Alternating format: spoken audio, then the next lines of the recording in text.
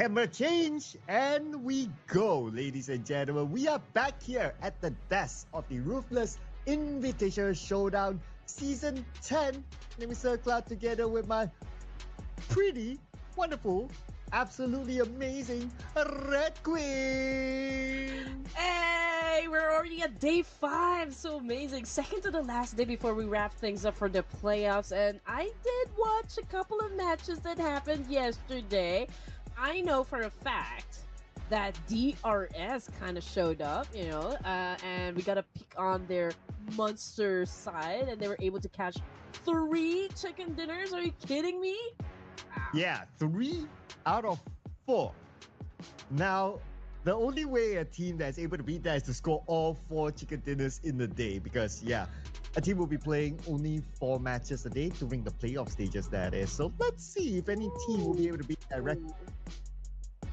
Ooh, okay, all right, okay. I'm actually looking forward to what teams are gonna step up for today's set of matches, Circle, because I feel like those teams that are already at the top, I feel like they're gonna slow down a bit, because we're looking at the top 16 who will secure a spot in the grand finals, right? So I feel like those teams at the bottom right now, still fighting for a spot here, they now have a chance to kind of really set up the points, that they need to secure a slot in the grand finals as well. And speaking of securing slots in the grand finals, we're looking at the point system. And again, you guys already know that by heart. Any team that gets the chicken dinner will absolutely get a total of 10 points right there. Schedule, well, again, today is already May 16th, so that means we are already at day number 5 of the playoffs. Oh yeah, day number 5. That means today and tomorrow, a total of 8 more games for teams to fight for their top 16 spot in the grand finals starting on 18th onwards for 4 days. And in case you have not caught out to the format for whatever reason, this is it. Match 1 will be A versus B. Same goes for match 4, match 2, and match 5, A and C. Match 3 and match 6 will be B and C. Only the best 16 teams from the playoffs will be playing the grand finals, whereby they'll be playing for 4 days and 6 matches every day. Every team will play every match. Yes, and I'm hoping that you guys already blocked your schedules because we know teams are definitely going to show up on day number 1 of the grand finals, so you guys better prepped up. Now, looking at the group division, we've already played and gone through 4 days of this tournament, so you already know where your favorite team is exactly. Which group they belong to. But anyway, I think it's gonna be the same format as well in terms of the map sequence. So we're gonna look at that in just a while. But looking at the squad roster, Group A again, we got Horror Esports, Alter Ego Eris, we've got Sulcum Digi Alliance, and of course E Arena. But can you tell me, Sir Cloud, aside from DRS, which teams also secured the chicken dinner? Aside from DRS, okay. Because I've been here for the past few days, right? So I need to recall again. That would take me a minute. So I need to come back on that later on. But for Team Secret, GLU Squad, I'm calling the GLU block sounds kind of different or unusual. Let's call it GLU Squad for now. And then we have Champions Esports and 4 Thrives. Now that reminds me, Champions Esports, one of the teams that did score the chicken dinner within the past. Okay. If I'm not mistaken, I think ASI8 was able to secure a chicken dinner as well. I will have to check our records later on.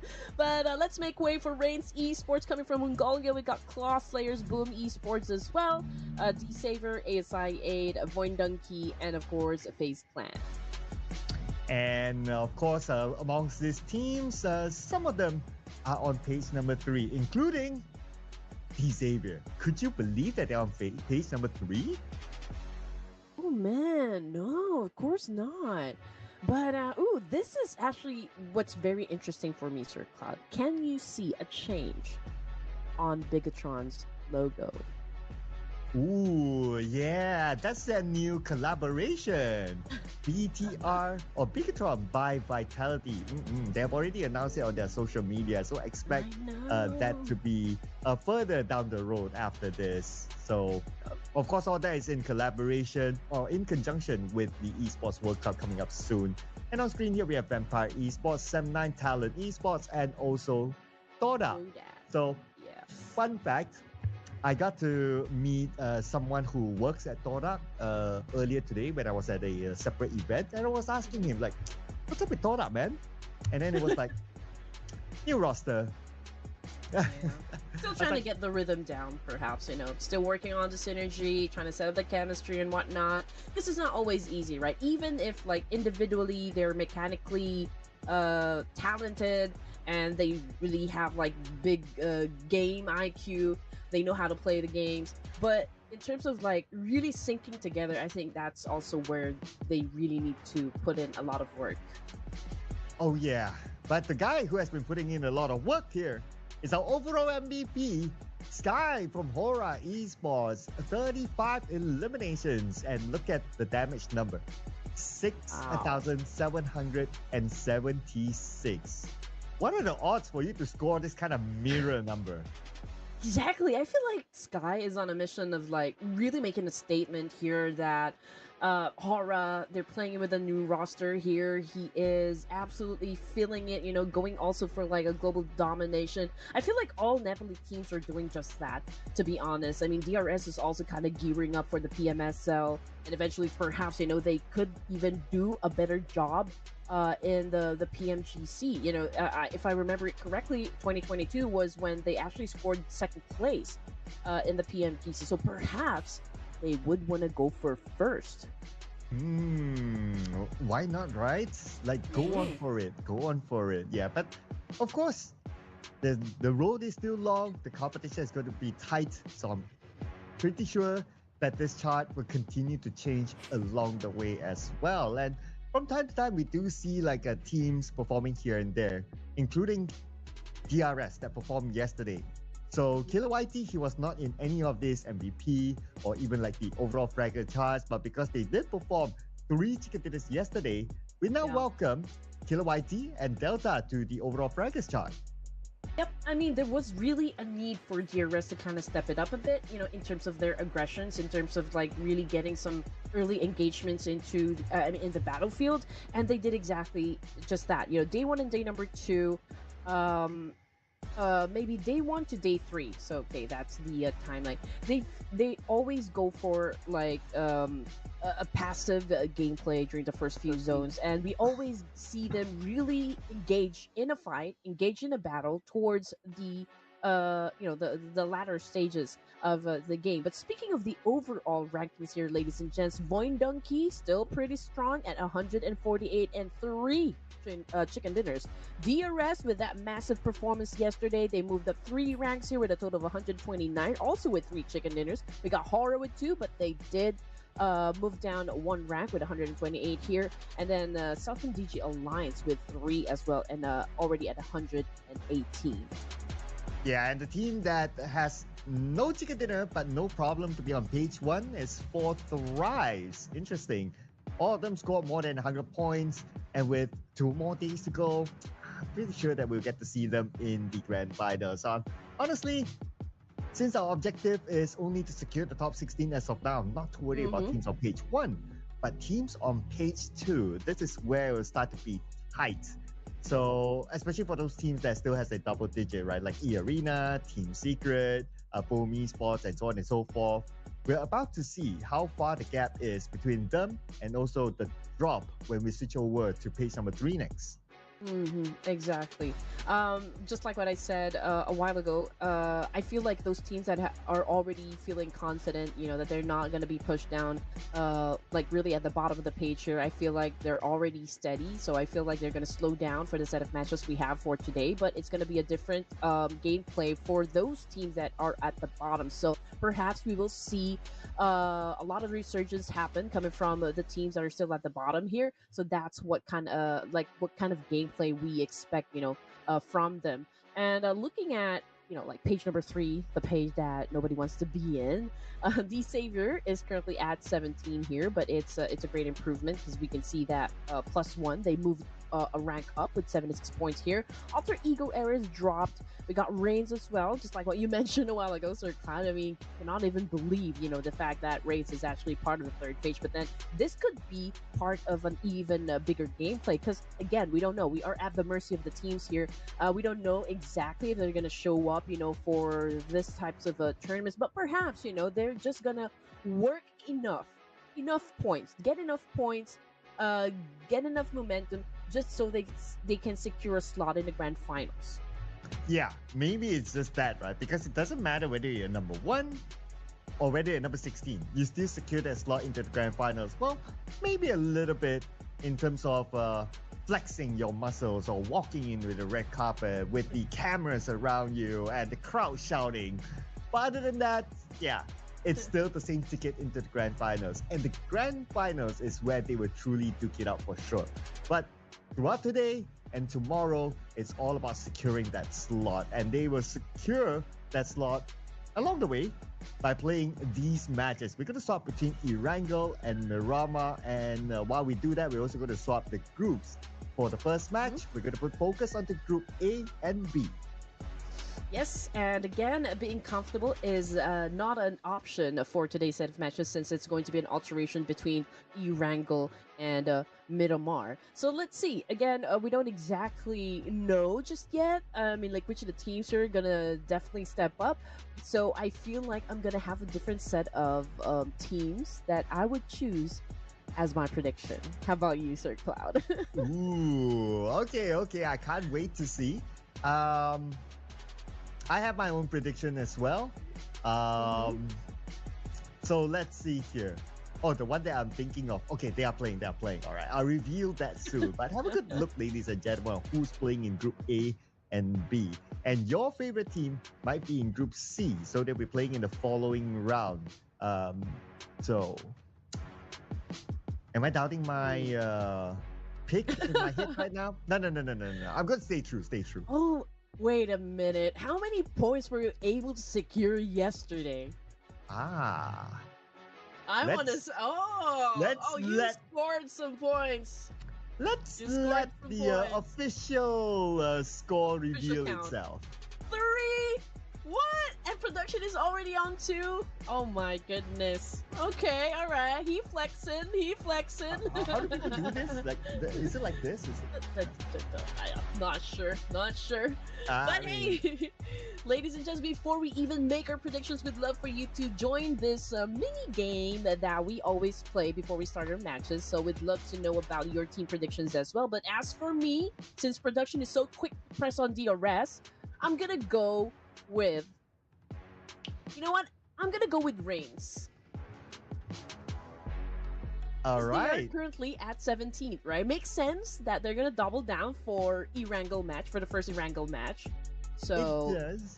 Yeah, I mean, like, probably they could go for the chicken dinner. Maybe they could just go and lean towards like a heavy, aggressive elimination style game.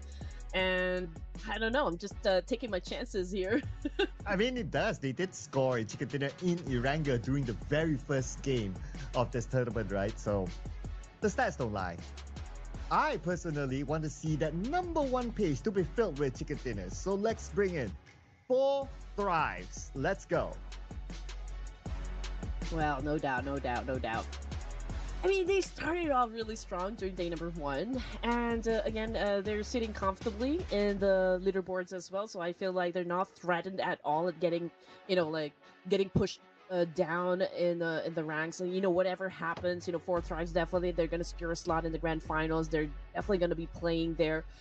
So yeah, I don't really feel that there's any pressure for the side of 4 Thrives. But for Reigns, it's gonna be a different thing.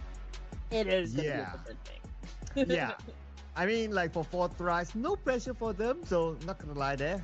I just wanted them to feel that spot, that chicken dinner spot, since they're on page number 1. Without it, you don't want them to be lonely up there. So join the club. But yeah, Reigns definitely needs it more. And there are also a good amount of teams at pace number 3 that needs it more as well. So the competition might be really tight, but it's Reigns Esports that we're talking about, right? How can we doubt this team? Yeah, definitely. But of course, if we're just gonna talk about those teams that have really set the numbers onto the leaderboard, from day one to day number 4, because I did kind of go through all of the points so far, from I mean across all matches here, and I can say that Celcom Digi Alliance also one of the teams that I can say most stable in terms of getting the eliminations and placement points. They're not so aggressive, I guess, like so much on getting the chicken dinner. But then again, Celcom, I feel like they're more keen on playing the long game instead of the overly aggressive game. I mean, that's Yeah. just my take. And if we want to talk about like objectively, they're kind of comfortable as well currently when it comes to collecting points, so they can afford to chill. Now, Yeah. will DRS be chilling or not? That's a Because good production question. obviously picked them. So that's going to be something that we want to see as well because they had an explosive performance yesterday. So I wonder, are they feeling like it today too? Probably maybe they're in the mood still because yesterday was probably their best day, in the playoffs, I can say. They really popped off. So maybe they will continue on with that kind of momentum, back into the matches that we're going to play for this evening. But also, you know what? I would love to bring this into the table because we also have to like shine the spotlight to other teams like GLU and Champions Esports because these two teams, what they need to do honestly, in terms of like how they approach all the games here, so Cloud, I feel like they just need to refine their rotations and probably avoid risky engagements because that's where the problem starts. For these two amazing teams. I mean, they're so good, I can say, in engagements, but then again, something kind of drops, mid game, and but I can definitely say that these two teams are kind of our dark horses in the playoffs. Yeah, so who knows? Who knows? We like to always see a Cinderella story, right? Yeah, give us some drama, especially leave the drama to the very last game of tomorrow. We don't want it to be like, oh, last game tomorrow, it doesn't really matter. Like the top 16 is Yeah. locked in, the points difference is just too far for anyone else to catch up. No, no, no, no, no, no. We don't want any of that. We want as many teams as possible to be quote unquote struggling to survive the top 16. That will make our show really fun. Oh yeah. I mean, I always look at those 1v1s, the clutch plays, because again, we don't always know if teams are really gonna show what they can do in the games, like in the battlefields. So I one of the things that I look forward to in competitions just like this, or in Ruthless, basically, are those 1v1s. The clutch is the 1v3 situation, and just the miraculous gameplay, so to speak. So that's actually what keeps us at the edge of the seat. Oh yeah, those moments as well, right? The clutches or the unexpected, the surprises, the solo chicken dinner, and that was done by Killer YT yesterday in one of the Ooh. matches. He did a solo run, so there were like two other teams in front of him. It was Void Donkey and Celcom DG Alliance. When it was like 3v2, and then he showed up from behind. Basically, long story short, he wiped out two teams and then he scored the chicken dinner for DRS. So that was crazy. If any one of you missed that moment, it's worth a rewind. Check out yesterday's game, and I believe it was the first game yesterday. That chicken dinner is worth a rewatch. I'm part of those people who missed to see what happened like with that kind of gameplay. Ooh, Killer YT. Okay, I mean this guy has been around in the community for quite some time, I can say.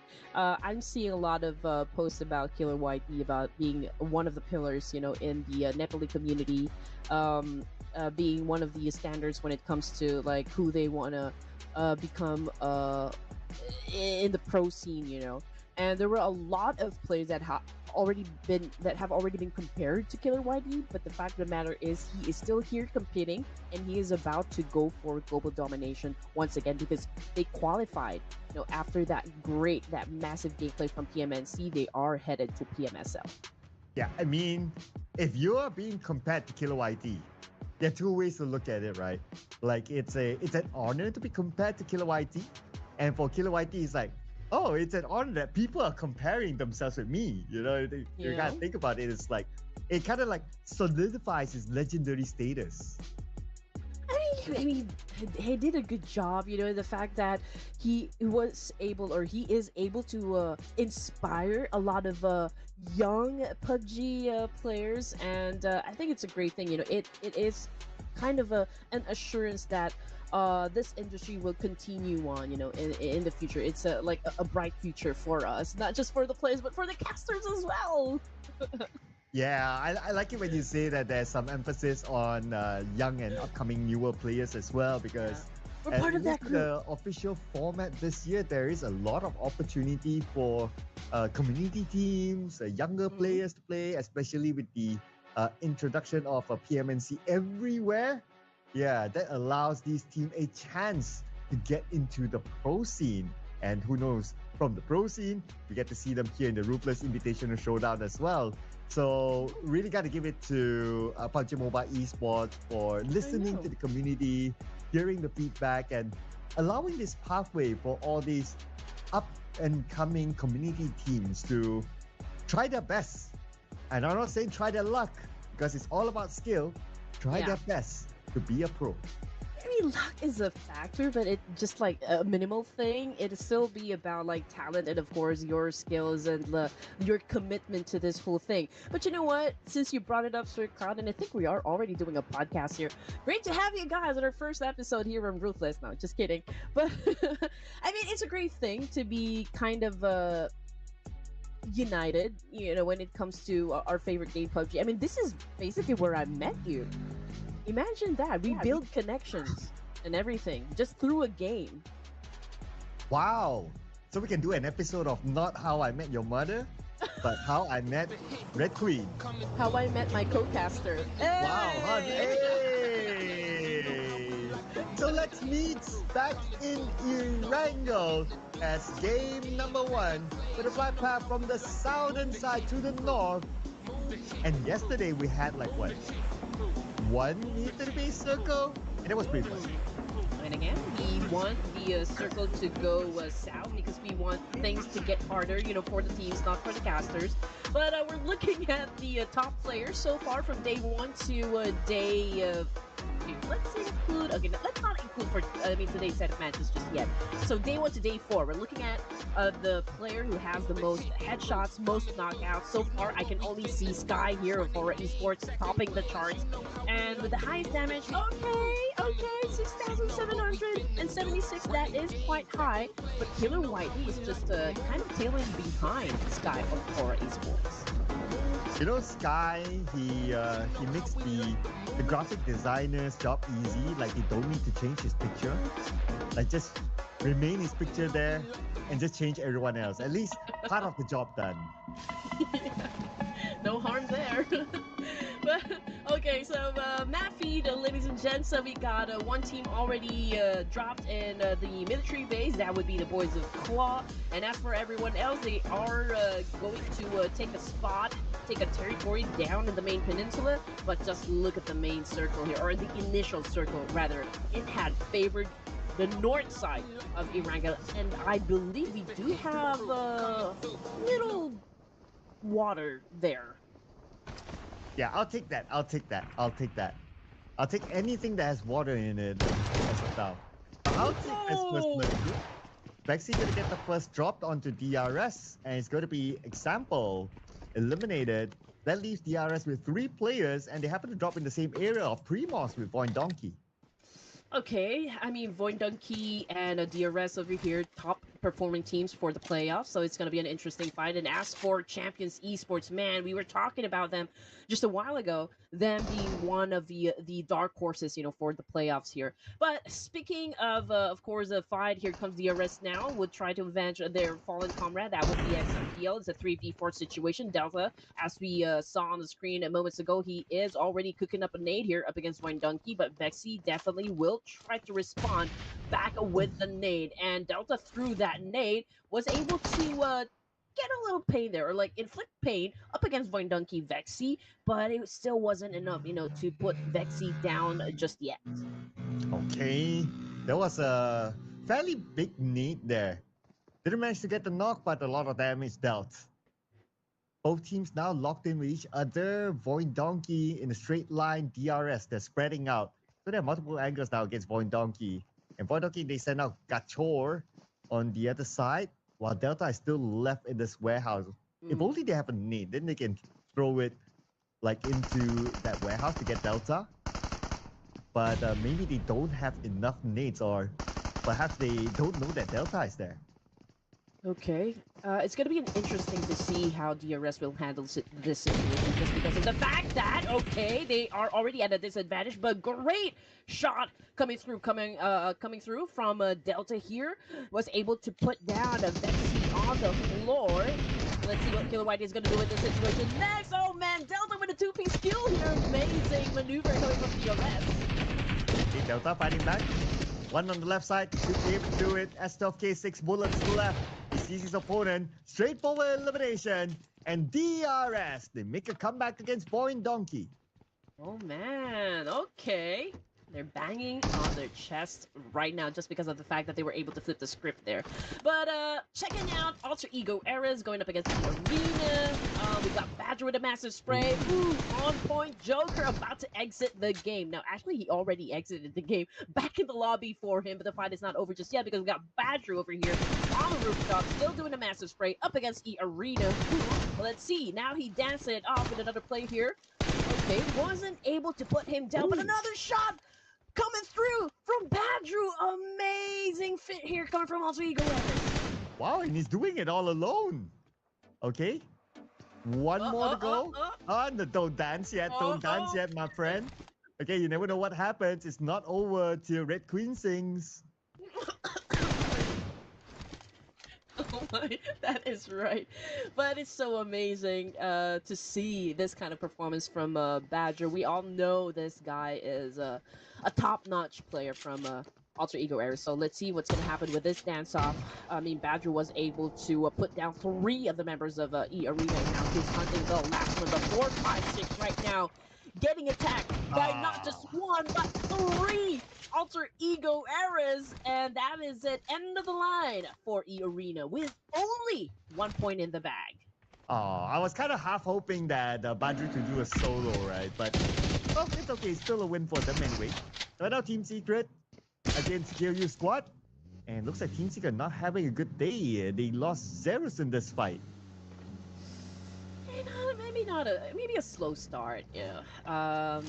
Not a way any team would like to open up their matches. But GLU, okay, this is also like one of the teams that we talked about moments ago, Sir Cloud being like a dark horse here. Now they're not in a very good spot, but let's see if they can turn the tables as well. We've got KF down on the ground here trying to take care of business, but GK on the move, pretty low in HP at the moment. KF doing his thing. And now goes for the drop shot. Oh, gets tagged as well, but a follow-through will definitely come from the side of GLU, but Team Secret also down to their last player, so this could be a pretty interesting 1v1 dance-up. But you know what? Oh man, that was an amazing shot coming from Xbox. I mean, the way that he put that nail in the coffin. But I do wonder if FaZe is gonna come into play here. Oh man. Oh, and they are sending 2 players as a start. Not allowing them to lick their wounds. KF will be eliminated. 1 more to go, and it's going to be a straightforward elimination by Red Bull. GLU Squad falls to the hands of FaZe Clan. Man, they're definitely not happy with that. I do love the fact that teams, despite this being the day number 5 of the playoffs here, they're still kind of upping up their ante in terms of their elimination points, in terms of aggression, which is of course what we love to see coming from our favorite teams, because we are just at stage 1 here, ladies and gents, and we're down to just 11 teams remaining. So that is of course the kind of back and forth that we want to see from the teams. And now looking at the situation, Boom Esports traveling from inside of the zone here, and just like we mentioned a while ago, we do have a park water here, at least 30% water there. So the land space that we have isn't that much, for the teams here. So we do expect the circle to be a little crowded and some fights to definitely happen. And hopefully the circle pulls all the way up. And it'll be really interesting for all these teams. And of course, entertaining for us. Now, the team Definitely. guarding the bridge is going to be Face Clan, but Dewey decided to take a dip. He's cutting across the river. He's going the opposite side. So I guess he wants to finish off Alter Ego. Wants to try to surprise them by showing up as a SEAL agent. Perhaps that would be the Maybe case. SEAL. Yeah, that's the right one. But Badger flexing his 4-point kill there all by himself. That all came from, I feel like, E Arena. Claw, Pepenk, already got shut down here by, cannot really confirm which team they had an altercation with, but perhaps we'll see them later on because Zerko already shifted here, still onto the northern side. We've got Cedo, we got Horror Esports, we got Claw. They're still outside of the zone here, and they might have an exchange before they even step into the zone. And a lot of teams now migrating into the circle. Everyone wants to get the best spot possible since there's limited amount of space with still a decent percentage of water in this kind of circle. Now, what will happen to latecomers? That's where we'll observe. One of them is going to be Hora Esports, passing by the bridge, moving up north, around shooting range. Xavier is here. Potentially, Hora Esports might pass by them. This is the beauty for like Point Donkey, right? Since they've already managed to acquire a total of 148 points, even if they had like a bad start, for today's set of matches, they will be a-okay. But Ali is not gonna be a-okay because they're already down on the ground, courtesy of Hora Esports, and that's a point, bag from the side of Hora. Leo again, already out, so 3 more players on the side of Cedo here. See with a massive spray. Wow, from that angle, from that range, he was able to put Sleepy down. Ooh, and do they want to go for it? Okay, Adelu is actually heading that way, and he will charge in. Okay, here comes a Supreme. Oh, Supreme does have Iftar though. 1v1 in this building with the DBS in hand. While Iftar, he does have an S12K. So at least it's quite a match of weapons here between the two players. Iftar tries to approach, tries to close the gap, while Supreme lots of short range lead towards the right, but Iftar is not there. Anyway, Ooh. Iftar receives damage from the back and from the front. It's going to be Supreme finishing it off. Supreme! Okay, great third part thing, for the Horror Esports. It comes, hey, look!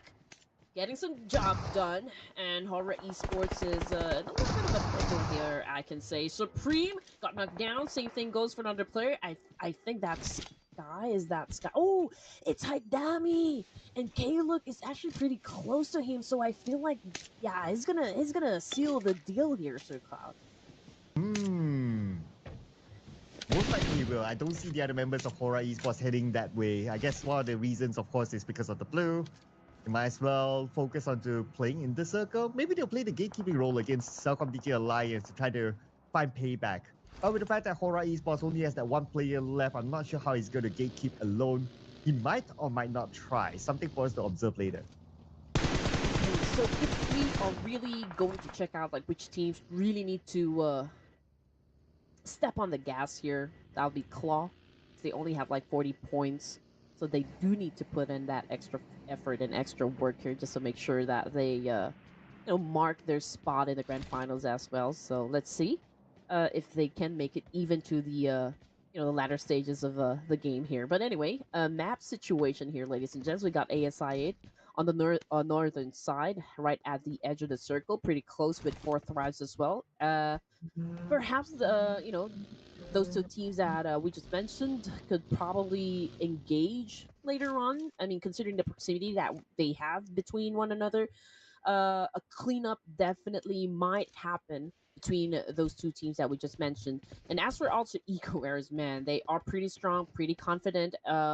Stage 3 here for match number 1. I mean, they were able to secure 5 points. And I feel like they are not really feeling the pressure just yet to move forward. So I think they're going to take their time for now. And circle is centered around the high ground of shooting range. That's going to be a very interesting spot. Boom Esports, they are here. They are in the middle of the circle. It's a matter of defending their ground. And the shooting range high ground is all about who gets the high ground. They will have the advantage. But of course, we're only at stage 3, so the circle could still move away. Something for us to observe. We're back onto looking at what Badru is doing right now. This time against FaZe Clan, but without the circle. Yeah. It's so amazing what FaZe did as well. You know, if I remember completely, day number 1, Sir Cloud, they were the only team that wasn't able to score any points. Or like maybe just 1 point after 6 matches. 4 matches, technically. Yeah. That was like earlier this week. And then they slowly rose up. And now they have like 105 points. So they're showing the adaptability, perhaps in the lobby. It is also a pretty new roster for them as well. They've been swapping in and out of players. So probably they're also adapting not only to themselves, but also this lobby. And they somehow have found their rhythm. They found their groove. And even in this first match, 2 points collected so far is not too bad. 105, yeah, that is actually big. Maybe they were like, okay, you guys, we're gonna let you go first. Just don't forget to look at your 6 because we'll be coming from right behind and take you down. And that's exactly, I think, what happened. I mean, scoring a total of 105 is not easy, like thing to do in tournaments. But then again, in terms of like their versatility and adaptability in each situation here, they were able to pick up the pace, and they were able to land in a very comfortable spot, within the top 16.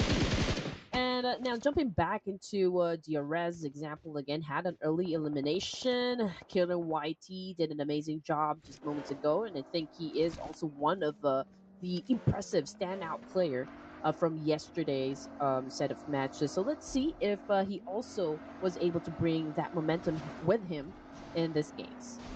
I want to take a moment to be a boomer. When you mentioned about like picking out the pace, it reminds me of the story of the rabbit and the turtle. Oh, okay. I get you, but I don't think the audience gets it. I wonder the kids nowadays know that story though. Do you guys know about that story? Please tell us down there in the comment section. So while we wait for your response, ladies and gentlemen, now we're checking out FaZe Clan versus Alter Ego. FaZe Clan arriving on this high ground, but this area is on the outside of the circle. FaZe Clan can still choose to move away. And looks like they might do so, or they're reconceiving now. But by doing this again, team approach, moves front, gets one. Canary, Dewey gets away. So far, so good. Alba is not able to knock one player down. But the chase is still happening though. Nylon, long range spray. And let's get Canary down on his knees. Whoa, what a turn of events. Hora just got eliminated with only 3 points in the bag here. Not their most impressive gameplay just yet, but then again, we just opened up the matches here, ladies and gents, and I think, they're already one of the teams that are pretty much safe already to proceed to the grand finals, I mean, to be honest. But for FaZe, let's look at the situation here. We've got Canary down on the ground here, already out, so they're down to their last player. Boom Esports, they haven't secured any elimination points just yet.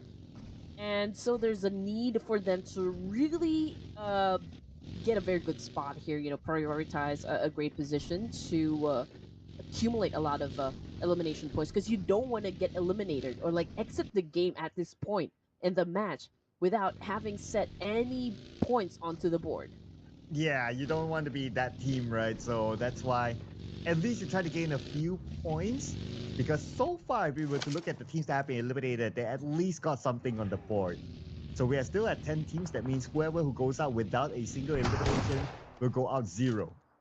And for Thrice, you are going out. One of the players who went out to the hands of ASI8. And now they're in the fight on the northern side of the circle.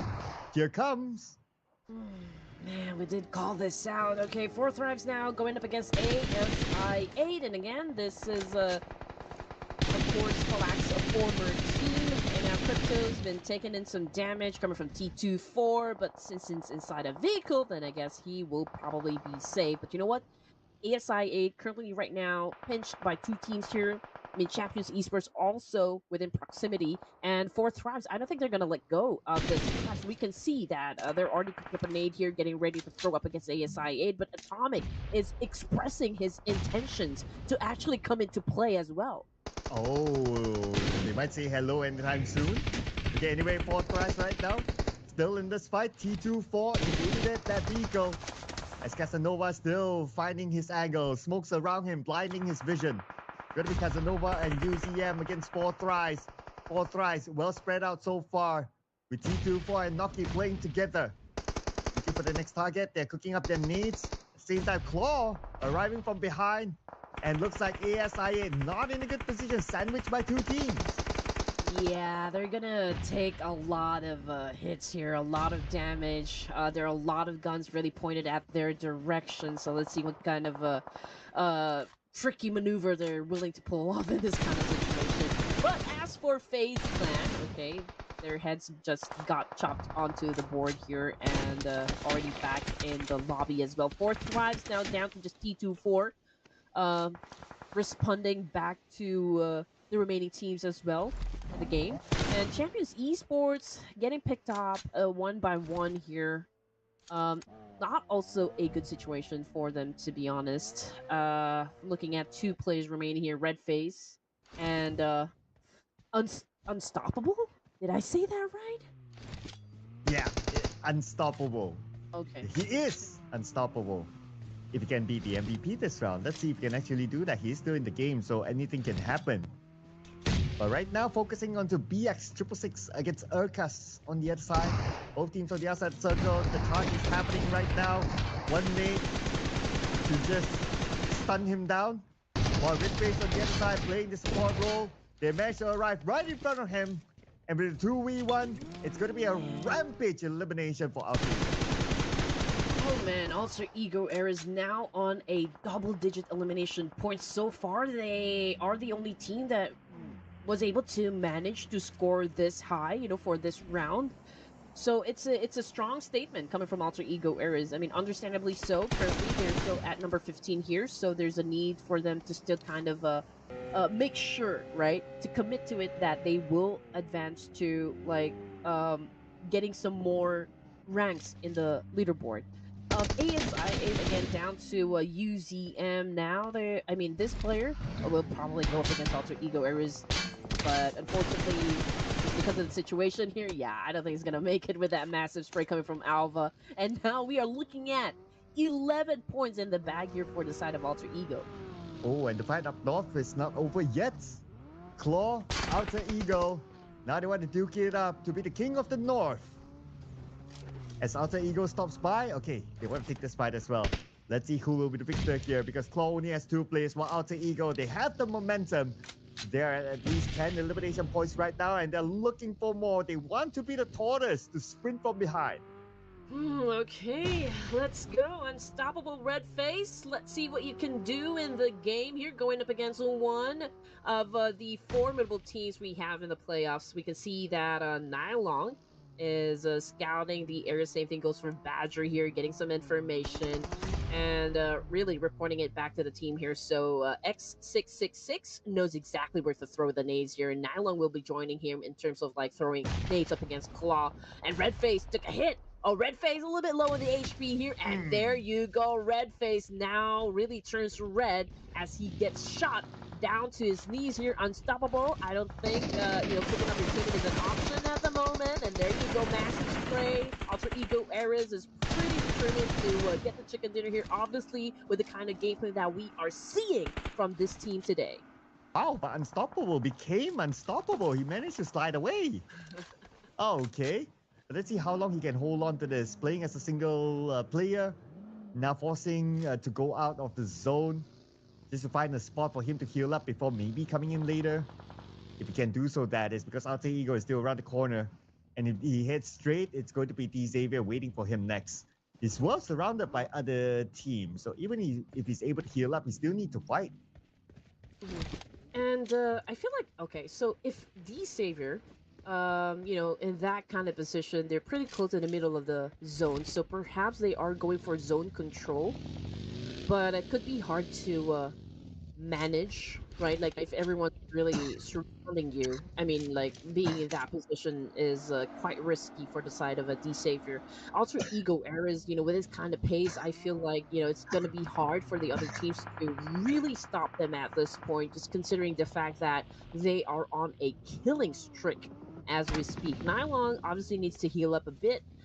before they even get into another fight here. But as for DRS, okay, so formula still works, for DRS. And again, it was an explosive gameplay yesterday, securing a total of 3 chicken dinners out of the 4, just like what Sir Cloud mentioned moments ago. But let's see if they can pull off that kind of gameplay once again back into day number 5. As we are already looking at Seedle again, trying to get into a better position here to, of course, go up against the likes of DRS. But here you go, Katsim with the attack up against Boom. But oh man, Oh, no chance to even fight back up against the Wolf Pack. oh, I did look blinded. If not, he could have rushed in. But anyway, it's now a 3v1 situation. With that amount of HP, he wouldn't be able to tank anymore, and that's going to be an elimination onto him, and also Celcom DG Alliance out. Yeah. And there goes our music, Sir Cloud. All right, here we go. That means we're down to our 5 teams remaining here. And oh my goodness, DRS definitely not having a good time, as we just saw 2 of them currently down on the ground. We can see Pondbit cooking up another nade hit up against Killer YT. Is popping up those smokes to try to conceal their exact location, of course, to prevent DRS on coming in for a charge. Obviously, Boom is kind of resetting for now, but Killer YT, man, this is the opportunity for you to kind of bomb Boom Esports altogether. It would be such a higher risk, for the side of Delta and Giante, but you know what? Pondbit is already getting ready for a kill. Killer YT trying to defend himself all to his glory, but unfortunately he is getting tagged a lot, and it was Levi who scored the point. Well, guess what? Alter Ego now at the top 4 with 4 players intact. Oh, standing a good chance to score this chicken dinner. Let's see if they can actually do it, seal the deal. Get up on it in the process. Now, one rushing in onto D-Xavier. 2 players on D-Xavier still like that. 1 on the left, 1 on the right. Joanne takes out the left, takes out the right. It's 2v1, and he won it against D-Xavier.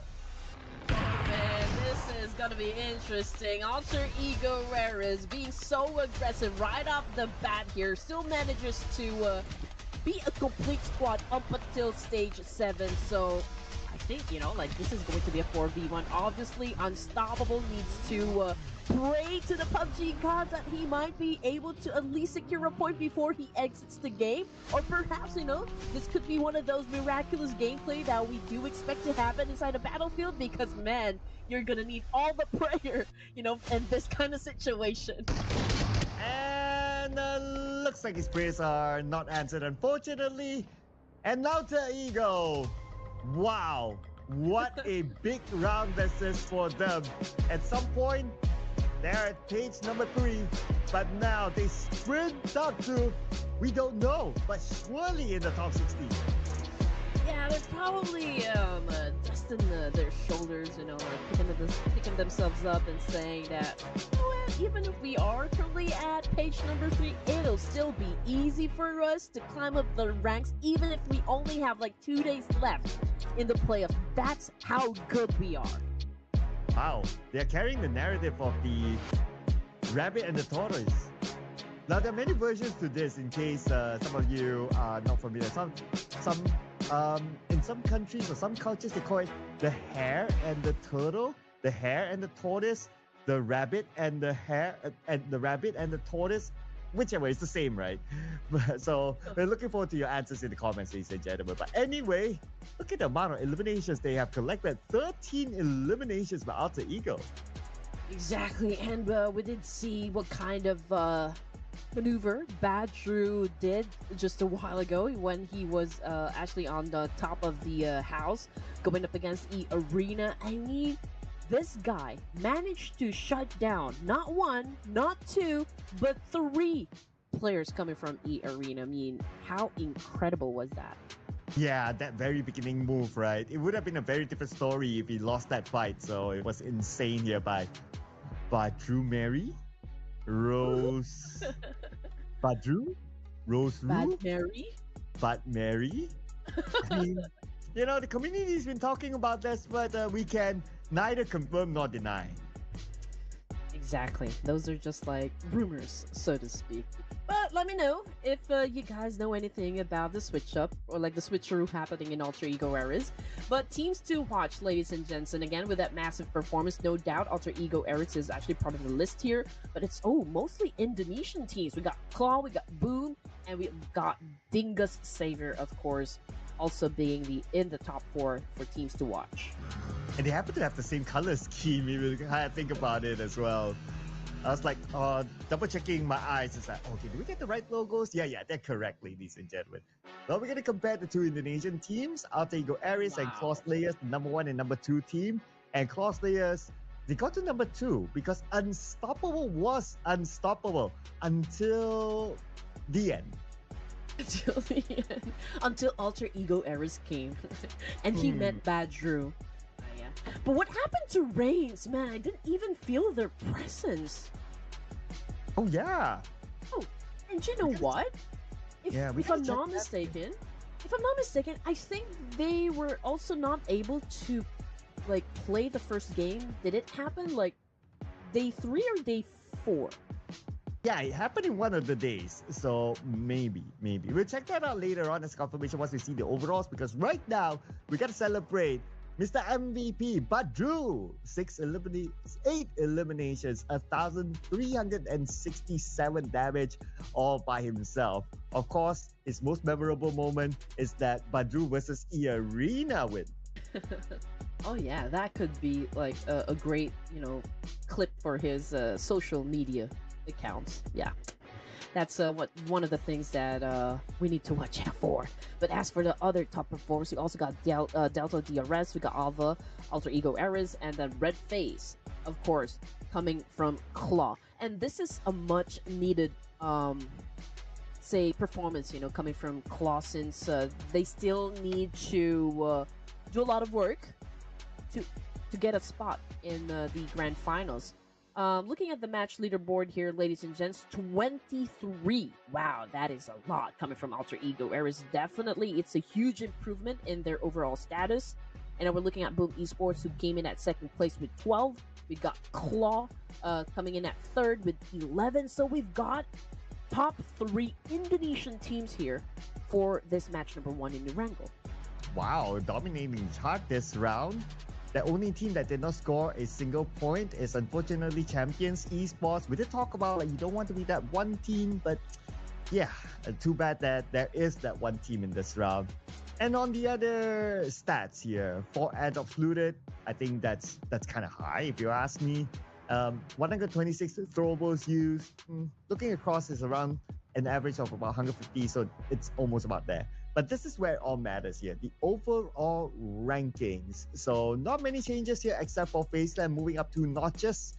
Currently at number 7 with 107 points. RRQ, to be fair to them, they did not play. Naturally, they will go down slightly at number 8. You're right.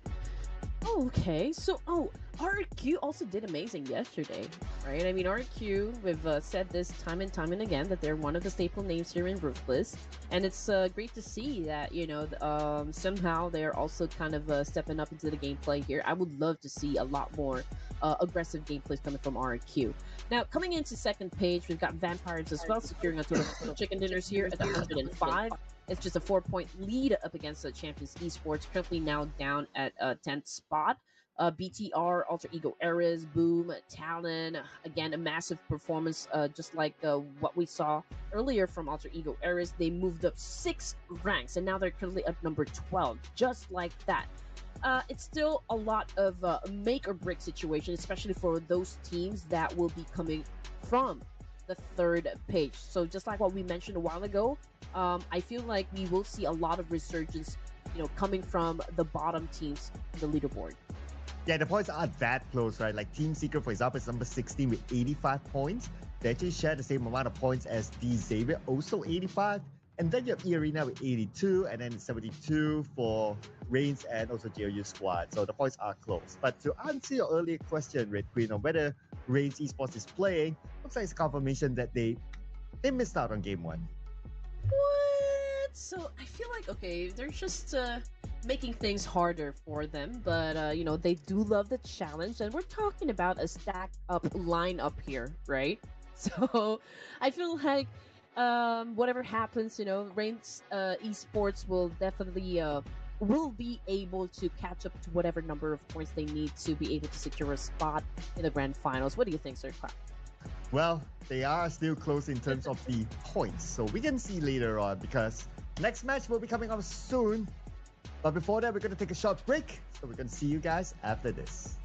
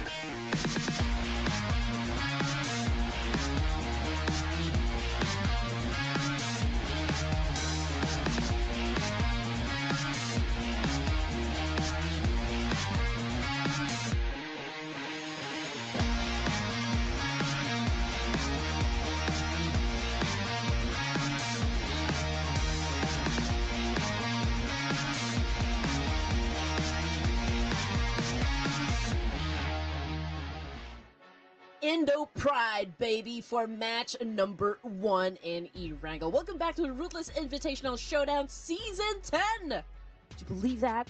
Again, your casters, Red Queen and Sir Cloud, here to bring you all of the winner chicken dinner stories for today's set of matches. Oh yeah, and today is the day of sprinting for teams on pace number 3, and Alter Ego just shown it. Like they sprinted with that chicken dinner, now they're on page number 2. Now it's about just maintaining their spot. But surely there will be more teams on page number 3 looking at them as an inspiration. Like, if they can do it, we can do it too. I'd like to see more of that. Exactly, and you saw how easy it was for Alter Ego Ares to like really rack up a lot of points to make sure that they move up ranks, in the leaderboards. And just imagine, like if they play that kind of pace, starting from day number 1, they are going to be absolute monsters in the competition. Yeah, absolutely, right? And I can imagine that this momentum will be brought into the grand finals. Ooh, I know we're still days away, but then again, who knows, right? In the grand finals, you see a different beast from all these teams, especially those that have been like, having a slow start, and then all of a sudden, towards the end, they kind of sprint up, and then they just bring the momentum forward. Who knows? Alter Ego could be one of them, but there are many more, of course, chasing the top 16 spot, as we will rotate the teams. We're going to focus on the Group A and C, and we're going to play in Miramar next. Group B is taking a break.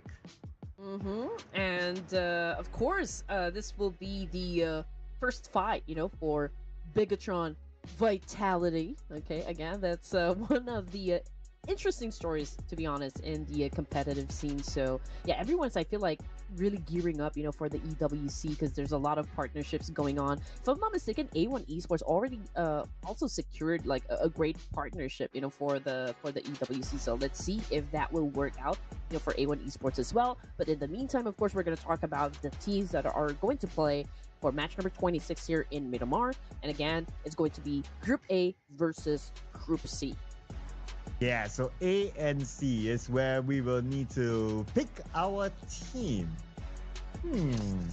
Now I wonder. I wonder.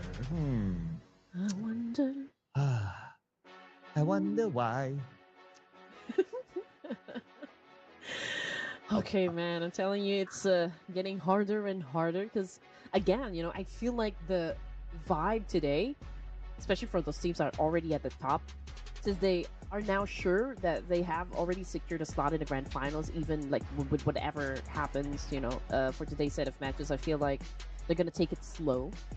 So I would want to focus my attention on those teams that are still at the bottom. We got Reims, we've got a GLU, if I'm not mistaken. So I feel like, okay, for this round, I feel like Vikings is doing an amazing job as well. So I feel like, yeah, I'm gonna give Vikings a shot here for match number 2 in Miramar. Ooh. Okay, Vikings. All right. I want to see if their new branding actually gives them a new surge of power. Let's put on the boys of Bigatron by Vitality.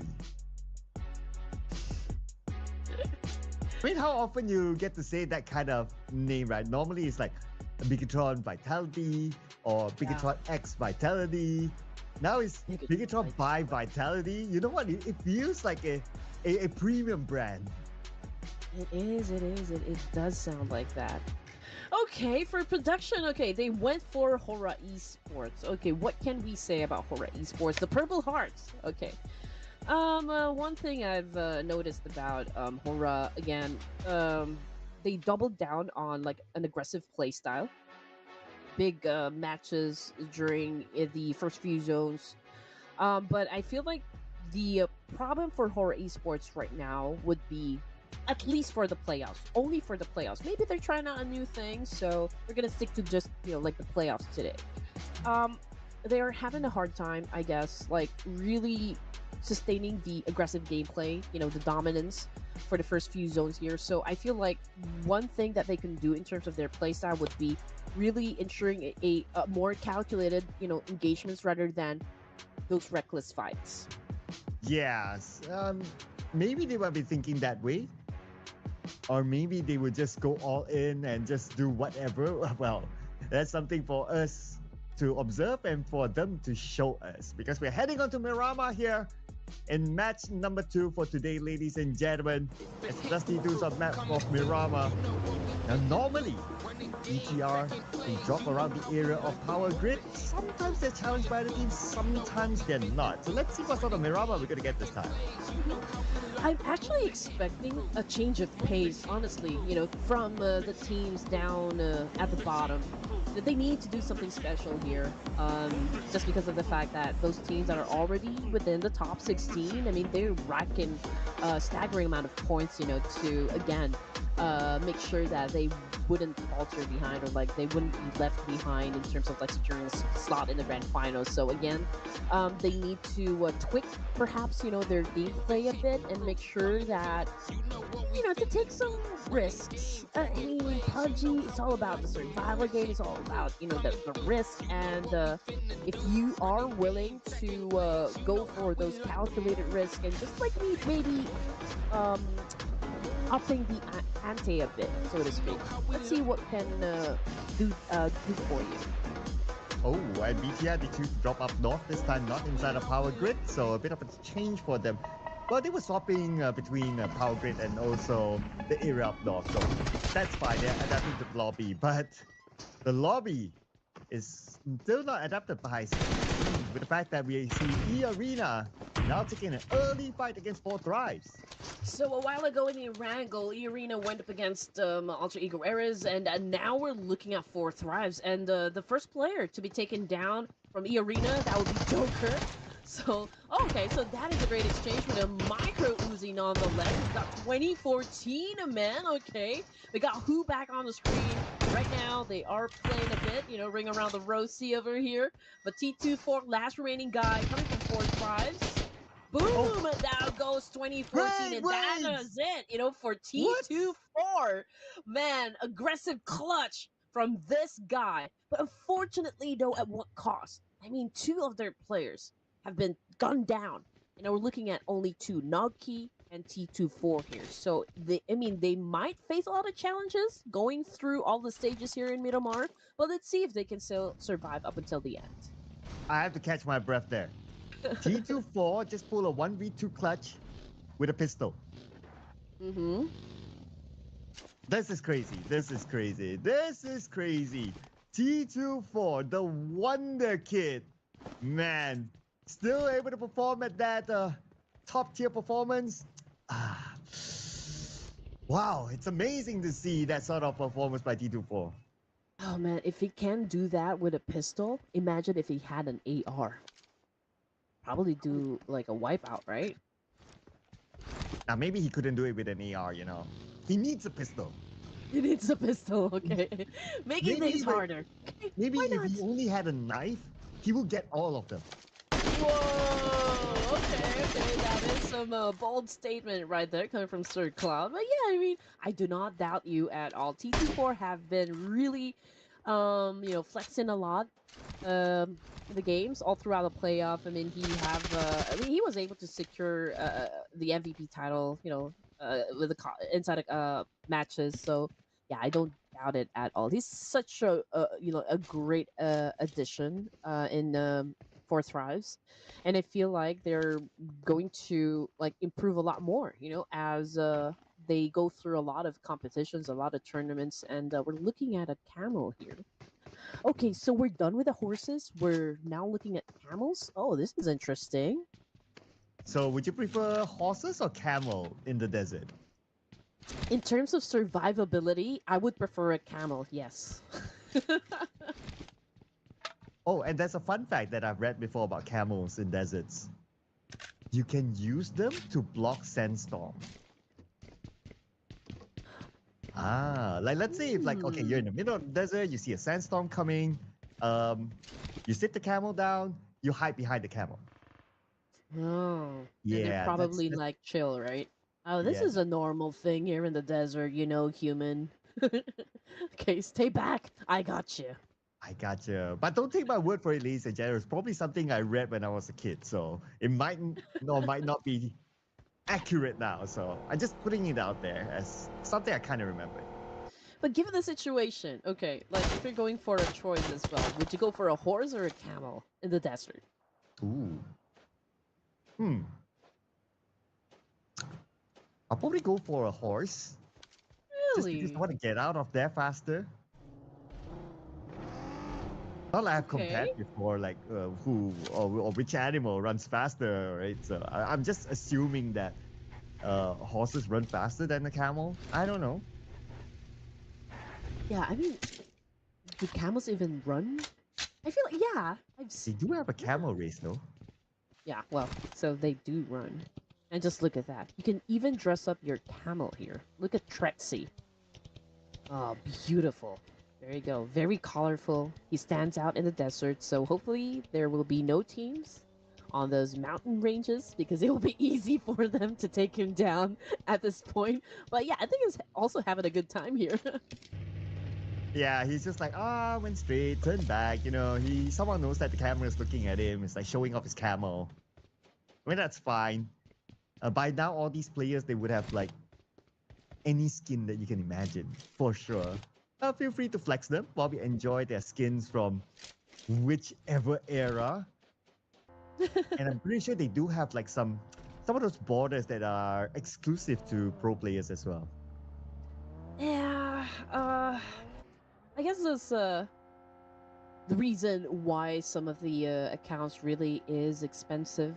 You know, like whenever I tell it, I tell this certain um topic, you know, to friends, they couldn't even believe just how much people spend just to get those exclusive skins, so to speak. Yep, but thanks to that, indirectly, we still have a job. Yeah. Also, thanks to Gamivo, because you can actually purchase discounted Oh, UCs, you know, and you might want to check them out. Of course, I feel like the link has already been provided for you down in the description, so just go ahead and click it, and you know, you deserve some shopping to happen. Okay, just go for it, go crazy. I like the segue though. It was timed perfectly. Did you set it up on purpose? Yeah, I set you up. No, I'm just kidding. No, I Oh, just remembered. Okay, we need to mention about Gamivo. yeah. Thank you so much to Gamibo for supporting Ruthless Hype Esports.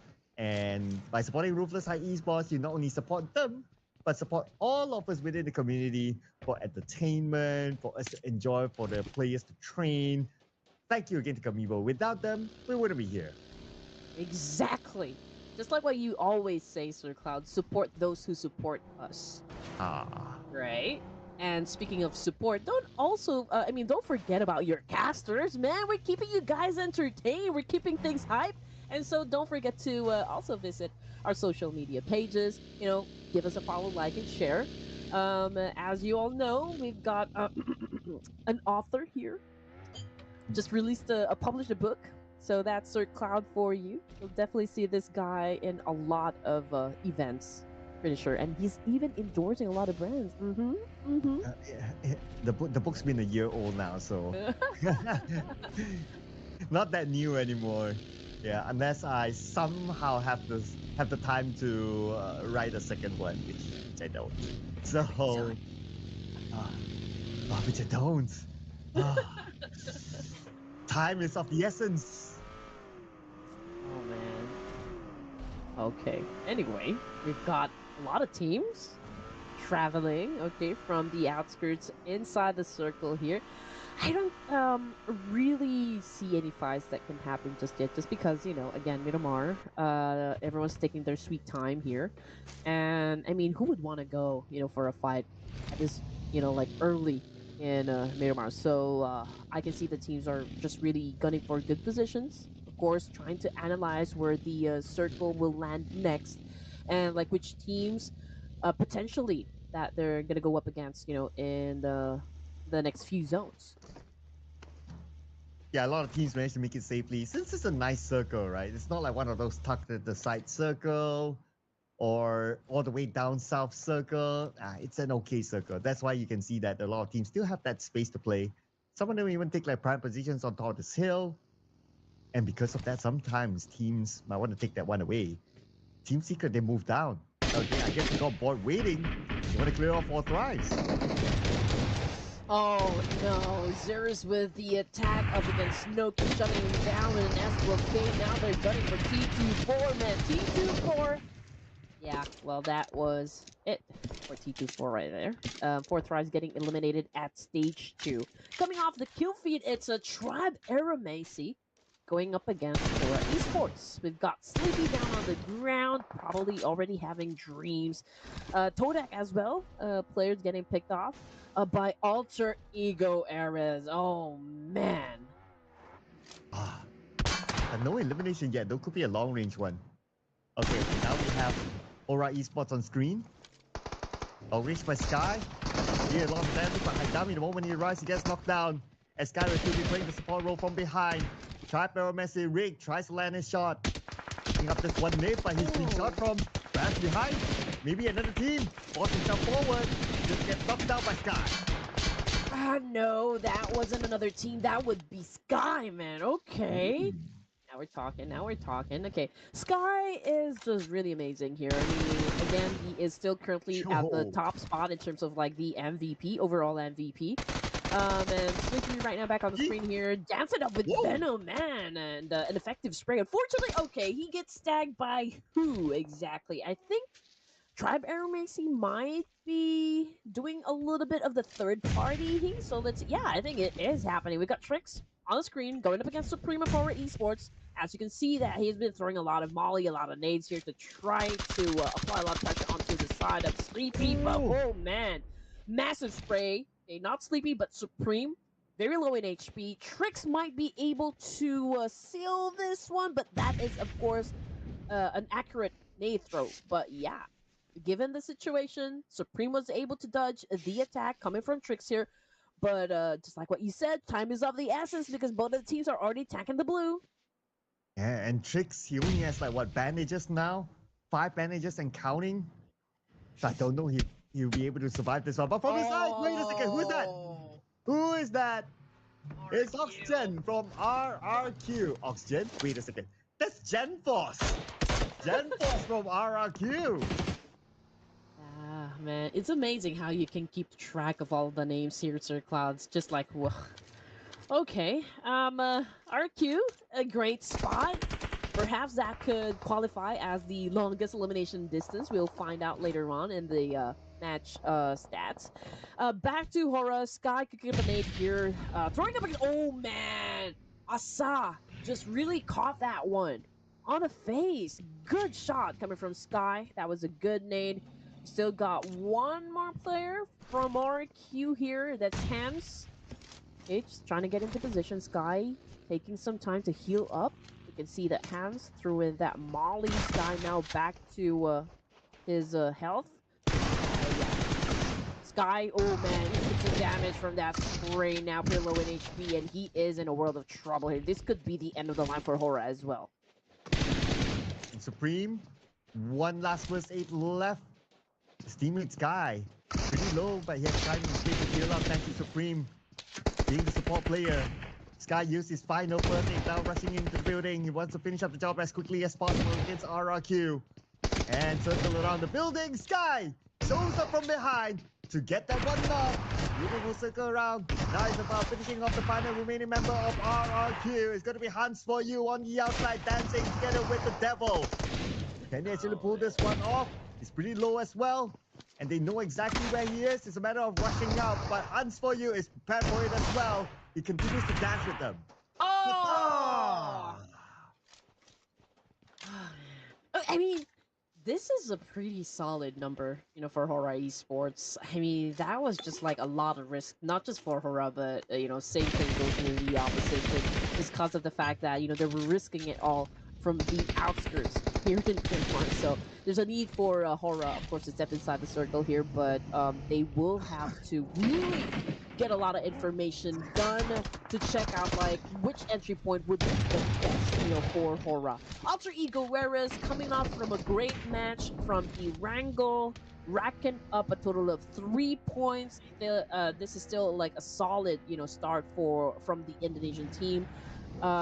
Let's see what more they can do. But as for Federalis, I think he just got killed off by the blue zone or the blue river. Same thing goes for Supreme. Probably not for bad teams. So what he's trying to do right now against the Vikings. Superman might be his kryptonite now in the name of Team Secret. And from the up they are. For Alter Ego, they're doing the same against BTR. BTR only one player left. Not able to score any points yet. But they continue to survive. No. Can't say the same for Hora Esports, but at least they scored 7 elimination points. Yeah, okay, here we go. Back into the action we go, ladies and gentlemen. And again, you know, for the side of Horror Esports, let's see what is actually happening. Okay, so we got Team Secret on the screen going up against the Vikings. We got Tran, okay, with the attack up against Superman, but can he beat Superman's kryptonite? And there's a matchup. Superman obviously a little bit low on the HP here. Here comes Tran, of course, with the attack, and there you go, ladies and just right in the jugular. Tran was able to secure that point. Yeah, past the smoke. That one shot was good enough for him to get that elimination. Now we shift forward to Sem9. Okay. They do have company around this area. Talents above them. Alter Ego. They are also above a GLU squad. And looking at GLU squad passing by. GLU squad, they're rather spread out. I guess they're still trying to look for their spot in the circle. Exactly. Oh, stage 4, and we're down to 10 teams remaining. Okay, I thought it was gonna be a passive first few zones here, Circle, but I think we're wrong. I think we're gonna see a lot of exchange happen. Okay, no team is gonna back down, even if we are already at day number 5 here in the playoffs. And now looking at Sem 9, currently they do have a total of 69 points, and man, they're so far away from even like at 82 points, and that's already Arena at 16. So that only goes to show that there's a need for Sim 9 as well to kind of pick up the pace here and really show up. They need to again tweak whatever gameplay or like strategy they have to make sure that they rack up enough points to belong in the top 16, because they're definitely gonna need it. Vampire Esports. Okay. I feel like even if um Vampire Esports is like one of the top contenders here in the playoffs, they're going through the playoffs of Ruthless Invitational Showdown in a breeze. You know, like they are still on their chill side. Yeah, I would say they are one of them as well. That they can afford to like skip a round or two, or maybe even a day, and they'll still be in the top 16. Just having a bit of a gauge. Yeah, I guess they have that good enough of gap to perhaps like a day's worth of games that they can skip, and they'll still be in the top 16. Oh, So like what you said, yeah, they can breeze through. And this circle will also allow them to somewhat breeze through as well, except for the fact that Dora is in front of them. But other than that, you know, they're not far from the circle. They have Tony K inside and not many other teams up there.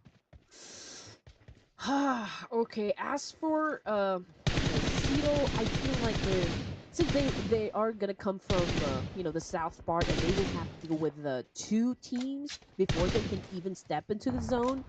They will have to go like with the brute force here just to make their way. So it's definitely gonna be hard for them. There's gonna be pressure onto their side to make it through. But of course, you need to do what you need to do. You came here to play, and that's exactly what you need to be able to make sure that you survive up until the end. 10 teams remaining, still at stage 5 here. Vampire Esports, close to the edge of the circle. They're looking at another team across the field, but we'll just have to wait and see up until Alter Ego decides that, you know, it's time for them to actually get into an engagement. But as for Champions Esports, man, they are now unstoppable going up against Seedle. We've got Cast, okay, Sierra Cast. I hope I'm saying your name right. Trying to find an angle here to put down at least one play coming from Seedle, but he wasn't able to hit his target. But Iftar, oh man, caught some bullets come from Kino. And Champions Esports still navigating around the window, trying to find an advantage. But look at that top, so many other teams. But oh, They loop with the nade onto Arcas and Atomic, knocking two down back to back. And O'Neill will make a jump shot on the outside to secure another elimination point. Just like that. It's almost like a blink and you miss it moment. Yeah. And Telkom BT Alliance, they almost took out the entire, they took out the entire Champions Esports. Oh man, Atomic definitely went boom when he caught that nade. He turned into a nuclear thing. Let's see. 9 teams remaining. Still looking at Sun 9 here. Trexie with only 1 point right in front of them. Boys of Seedle. Then again, there's no angle just yet, from the side of Seedle here to take down the opposition. But for Alter Ego Eras, they do have that high ground advantage. Could probably score points here from teams that are currently down below, but we'll just have to wait and see up until the next circle when some of the teams are actually being forced to reposition themselves just because of the zone. Of course, the circle will still dictate the tempo of the game here. Alter Ego Eras, it's an amazing fit, just because of the fact that we are already at stage 5 here, Sir Cloud, and they are still a complete squad. Same thing goes for like Sem9, Vampire Esports, and who else has okay, GLU squad. Ooh, GLU squad, they are by the side.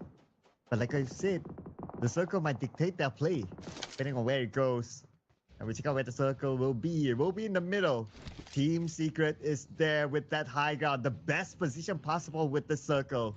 While Razy, the final player of BTR, managed to survive, and now he is hiding in the middle of it. Yeah, I don't exactly know what happened with the BTR. Like, all I saw a while ago was like Federalis actually getting knocked out by the Blue Reaper. Just like what you said, it's a blink and you miss moment. Sem9, Micah taking advantage of this high ground spot. Obviously it's easy for him to shut down players from Celcom DG Alliance, but then he needs to be careful as well, not to overpeak, because his head can definitely be popped by any of the players coming from Celcom DG Alliance if they find that opportunity, if they find that right opening. So Micah, of course, not getting reckless in this situation, but he does have, like a leverage up against Cedo. Oh, and I got advantage of Sem9. He can easily block Celcom DG Alliance. But Team Secret is doing the same for the other side. Oh no. Even though they create this smoke bridge, I don't know how are they going to climb up. Like, even if they climb up, they'll be exposed. Trexie gets on a look. It's only now down to Olio and Kasim, aka Jimmy OP. And Team Secret still scoping down. Okay, they're starting to make their run. They have no choice. It's either they run or they give themselves up to the blue. But this probably going to be their last sprint here. Olio, 10% of health. Kasim, 20%. Oh, man. Trexie knocks one down. Even GLU squad. Wait, the second Sem9. Okay. Wait for that Sem9. We're trying to finish off Celcom DG Alliance, but miraculously O'Neill still survives. But I spoke too soon. You know what? Obviously, Sem9 is winning the fight, but then again, they are dealing with players from Talent Esports up above, so they're not safe as well. I mean, Yulo, that's a confirmation coming through. Out of the game from the kill feed, it's zeros as well from Team Secret. They're holding them down, yeah, they're having a fight here, having an altercation up against Vampire Esports. We got Schweppes pulling at that nade. We got Typhoon back on the screen here, and just really unleashing havoc onto the opposition side. Trexie getting some damage from Newsy. Again, we are seeing a lot of back and forth situation now from the 8 teams remaining for stage 6. Down onto Toda. While Team Secret, they had this hilltop for quite a while now. But last we checked, they were quite spread out. Anyway, Badru, gets a double knockdown with a single nade onto GLU squad. Okay, could it be on a roll again? Because Alter Ego, they still have a full team. I know! And if Alter Ego Airs really is in the mood to score a lot of points, man, they are unstoppable. I mean, they're really wrecking balls here. But anyway, here we go. I mean, just like what we were talking about a while ago. Oh, Night Long, man, just took a big hit on the face here, and it's not looking too good for the side of Alter Ego Airs as well. But then again, GLU also down for their last player, and just Badru annihilating the remaining players of GLU. Now looking at the 5 elements set up by Alter Ego Eras, but they need to survive that clash up against GLU to make it to the latter stages of the game. And they will have to manage two teams here because Team Secret is definitely capitalizing on this situation. But Drew came in like a wrecking ball.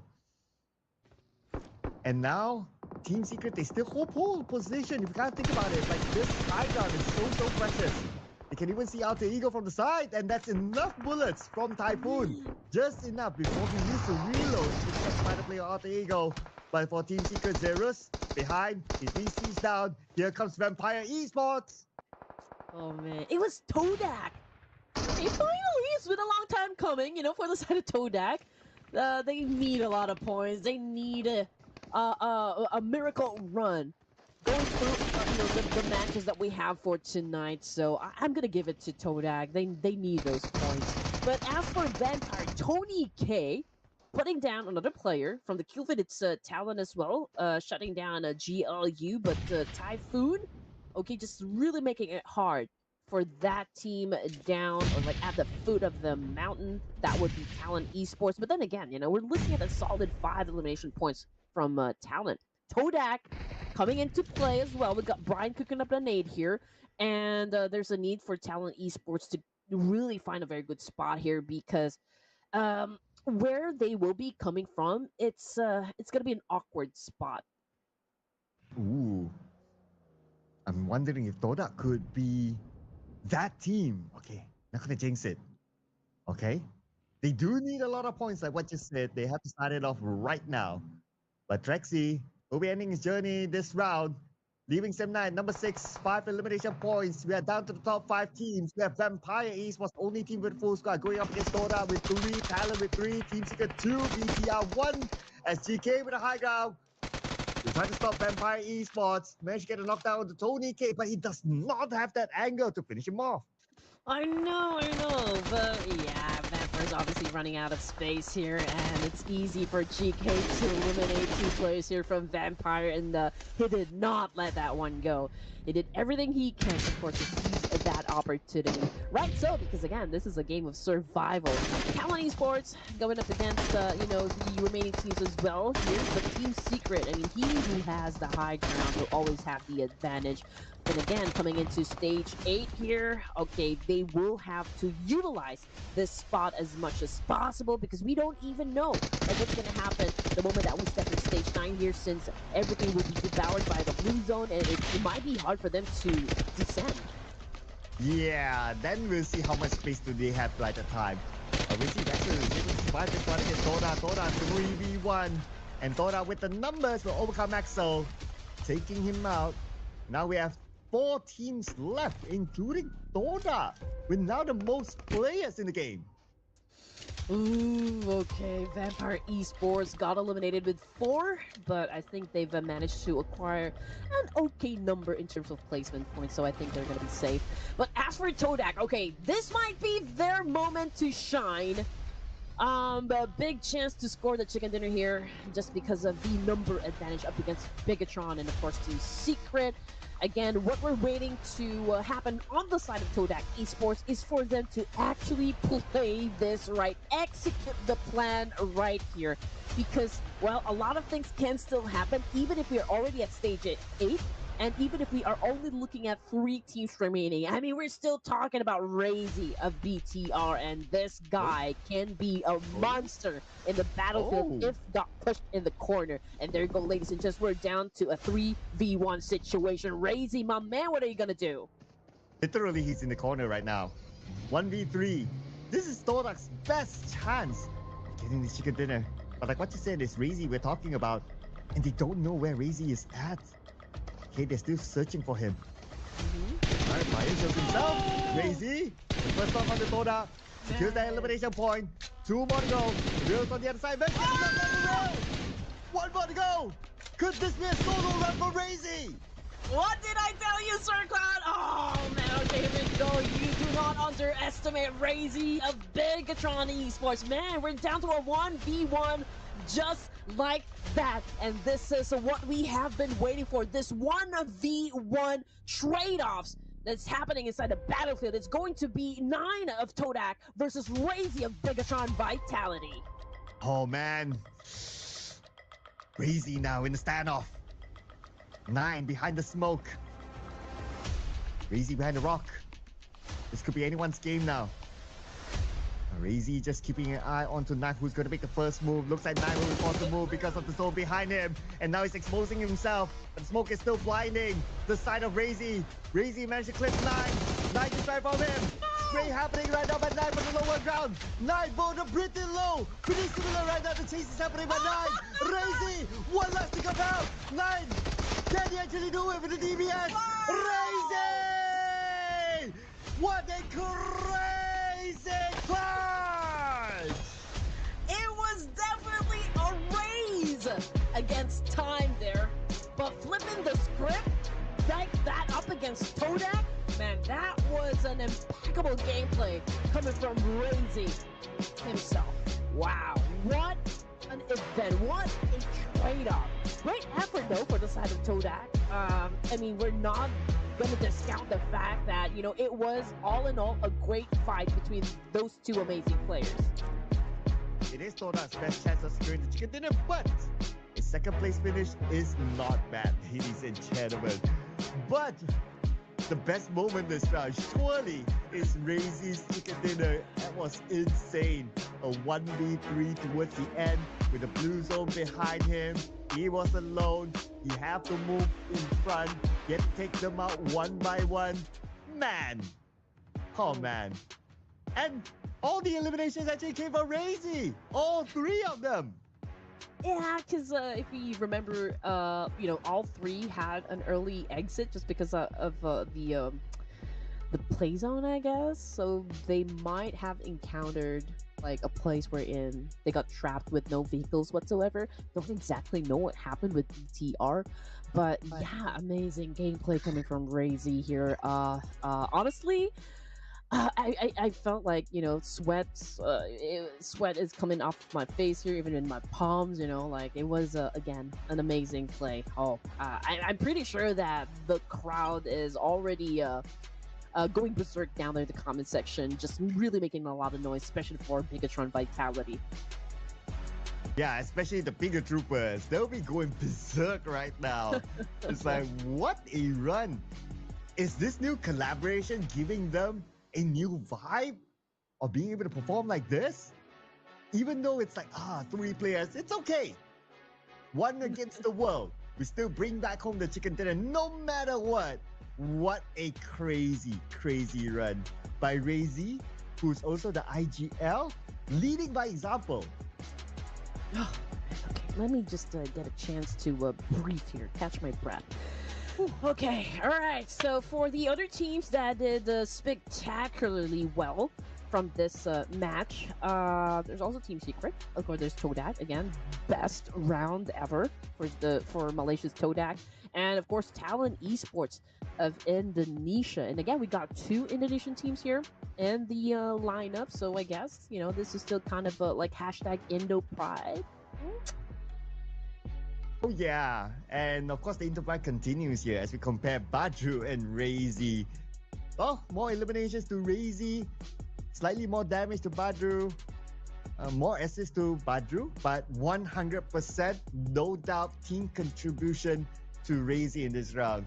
He carried the entire BTR by himself. This is BTR by Vitality by Razy.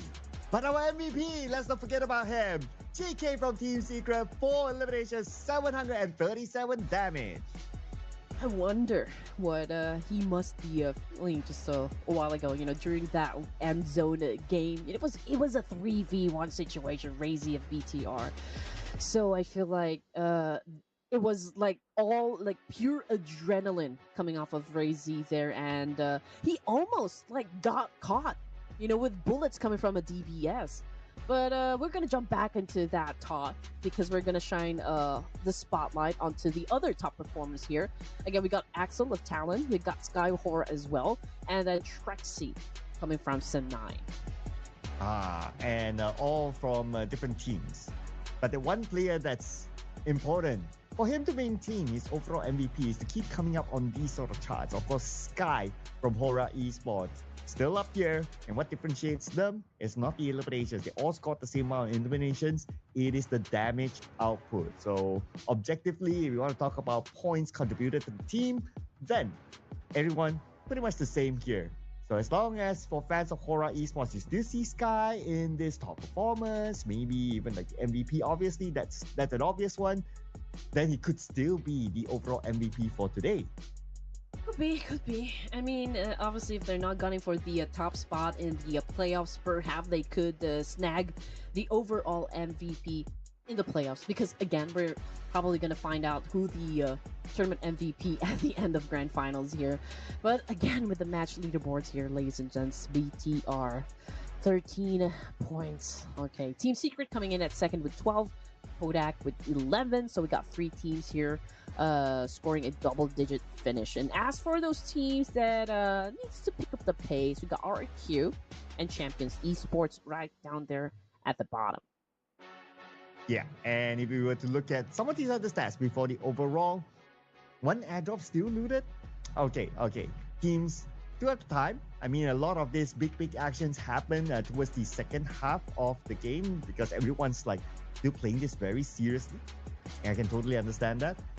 169 throwables used, which is pretty much on the average number by now. Now, this is where it all matters. Page 1. So, Hora Esports, they rise up by 1 placement. Currently at number 2, 138 points, 11 points behind Void Donkey. Yeah, okay, alright. This is interesting, again, turn of events. BTR again, with just one massive game, and they were able to catapult themselves, moving up 4 ranks here with 112. Vampire with 2, Chicken Dinners moved up 3, and again, this is like the chill side of Vampire Esports. I don't see them getting aggressive just yet. They haven't even turned on their aggression, to be honest, in the playoffs, and they still managed to include themselves in the top 10. So that is just like really pretty amazing to see. And as for the second page, Alter Ego Errors again moved up a rank. Same thing goes for Talent Esports.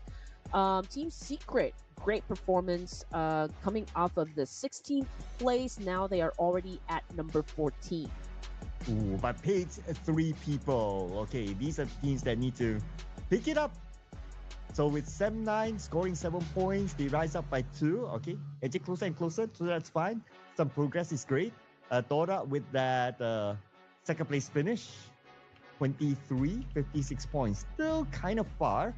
So they need to put in a good performance with the remaining games that they have. If not, they might lose out because the gap will obviously be bigger with the fact that teams on top of it can still potentially pick up points. So they themselves will need to pick up more points for them to have a chance to be in the top 16.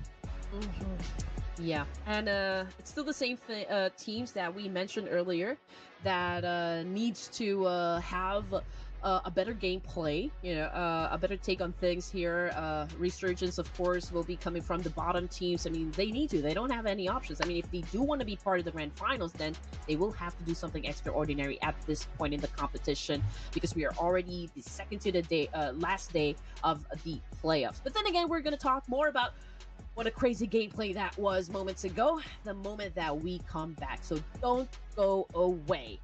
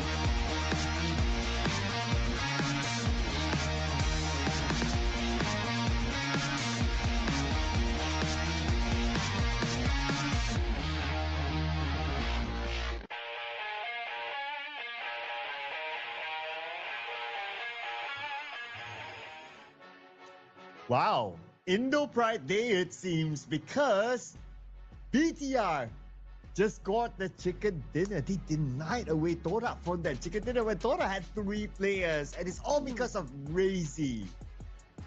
I got something for Razy. Okay. Palms are sweaty. Knees weak, arms are heavy. We got Razy going crazy. Eyes in his veins, baby. Oh, okay. I like that one. I wonder how far were you about to go with that rhyme? I thought you were like going like a whole verse. No, I can't. That was just like, just because I really enjoyed that last fight, and I feel like the audience had a great time as well. Again, it was a phenomenal performance coming from Razy, and we're looking at the screen here, and just like what you said, it's a Indonesia Day, Indo Pride Day, for the teams that are getting the chicken dinner. So let's see, maybe Indonesia can go for the 3rd chicken dinner for match number 27 in Erangel. This time is going to be a Group B versus Group C. Ooh, okay. If you're thinking about picking an Indo team, there's a whole bunch of them. So still Yeah, not an exactly. easy pick. It's not like, okay, in this grouping, there's only like one Indonesian team. No. They still throw you a bunch. So still a hard pick. Something that we still need to do after this. Ideally, I want to pick somebody who's on page number 3. I'm just thinking of who. Okay. Again, Brains missed to play game number 1, so I guess my choice of prediction technically did not qualify because they did not play. So I'm gonna go and choose Rain Esports, for this. Okay, keep the faith. Yes. All right. Okay. So so difficult. I wanna put a bit of hope to Toda. I mean, come on. They should have scored that chicken dinner. The numbers did favor them, so it kinda on paper should have been Toda. So let's lock it in. So Red Queen is going for Reigns again. All right, let's lock that in. Make it official. And I'm going for Toda. Let's go. Yeah. Wait, hold on a second. When did you get the 4th point? Because I picked BTR. Oh, you did. Okay. Yeah. Okay. Remember, I So mentioned about like, cross oh, with that new collaboration, you know, give them a new vibe. Oh yeah, and you got a new yeah. vibe.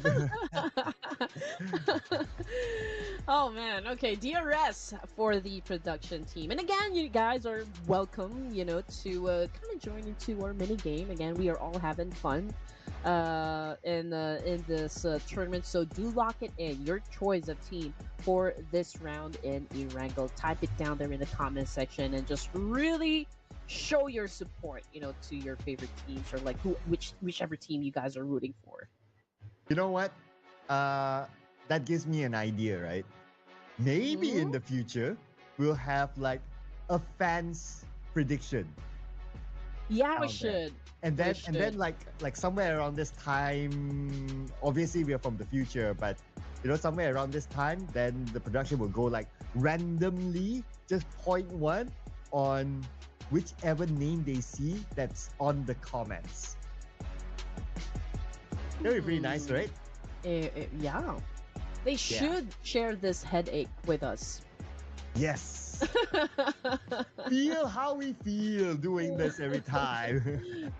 Exactly, and especially when it comes to off season, like what makes it even harder, you know, for us to kind of pick a team that we think is gonna win the chicken dinner is the fact that we don't even know if they're really gonna show their true potential in the battlefield. So that's another angle there. Yeah, I know, right? We were scratching our head. Okay, I'll put an extra rule there. Okay, obviously the chat is just going to go wild, so sometimes it's a bit hard to pick, and I understand that. Let all three of us pick first. So production picks that name on the chat that we did not pick. Then it'll be a good conversation. Okay, so ruthless. Aside from our biggest request and our biggest suggestion that you guys have a LAN tournament, we are giving you some mechanics to consider for the fans to kind of chime in to the headache that we have picking the teams that we think is gonna win the chicken dinner. So it's time for the fans to actually come into play. That will also help with engagement in the chat. Just saying. Definitely. Do agree with you there, Sir Cloud. And you know what? I feel a little heartbroken here. I haven't gotten any points just yet. Why? Time to pull out your Infinity Gauntlet. Snap so all the far at points away. back here. Can't even reach it, but yeah. To have those Infinity Stones, so don't get me mad. Don't I get me don't want mad. to see it light up though. Okay, like maybe Yeah. request to get the thingy. The thingy. I'm gonna show you guys that it lights up. Hopefully the game doesn't start just yet. Yeah, Here that's we go, here we go, here we go. growing a third Here we go. hand. There you go. Okay. I don't know if you guys can see it, but Ooh, okay. there you go. There. All right. It lights up. The thumb. Oh, Oh, yeah. the thumb. How about the thumb? Oh, you can actually wear it? Wait, Yeah. can you move your fingers? Yes. Here. Okay, Oh, be where- careful of which finger you're showing. But I mean, like it's hard to move, but yeah, you can definitely. wow, Hey. it's actually usable. It is, and just look at that, Infinity Stones. Okay, the game started, Oh, and we okay, have to step us jump all in. to the game. Here we go, ladies and gents. We got 15 seconds before we start our E-Wrangle. This is the second E-Wrangle for tonight. Yes, if I'm not mistaken. Yeah, this is the second E-Wrangle. So buckle up. We're about to dive back into E-Wrangle. Head first, ladies and gents. Here we go. The hit crew coming through. You know what we finna do. Running game, stacking plays. You know how we like. It's the Hey Crew coming through. I think that's the lyrics. Welcome back to Irango, people. There's going to be the last game of the first half before we head on to our second half for today, featuring Group B as well as Group C. And we're going to see a similar five paths as per the first game. Now, whether we're going to see the same circle or not, who knows? It might or might not happen. But give us a mid to the base circle because Red Queen hasn't got one yet. Yeah, please give me 1 point. All right, here we go. I mean, talk about being at a top spot here. We got Sky of Horror Esports still leading the pack when it comes to the most knockouts, highest damage, and of course, most elimination points, all across the matches that we've had from day one up until today. Yeah. Has been always on the charts. But what is also on our screen, I just want to point out that I don't know if Reigns Esports is playing because Claw is taking mid to the base. Because normally Reigns would take mid to the base. I'm just putting it out there as a maybe,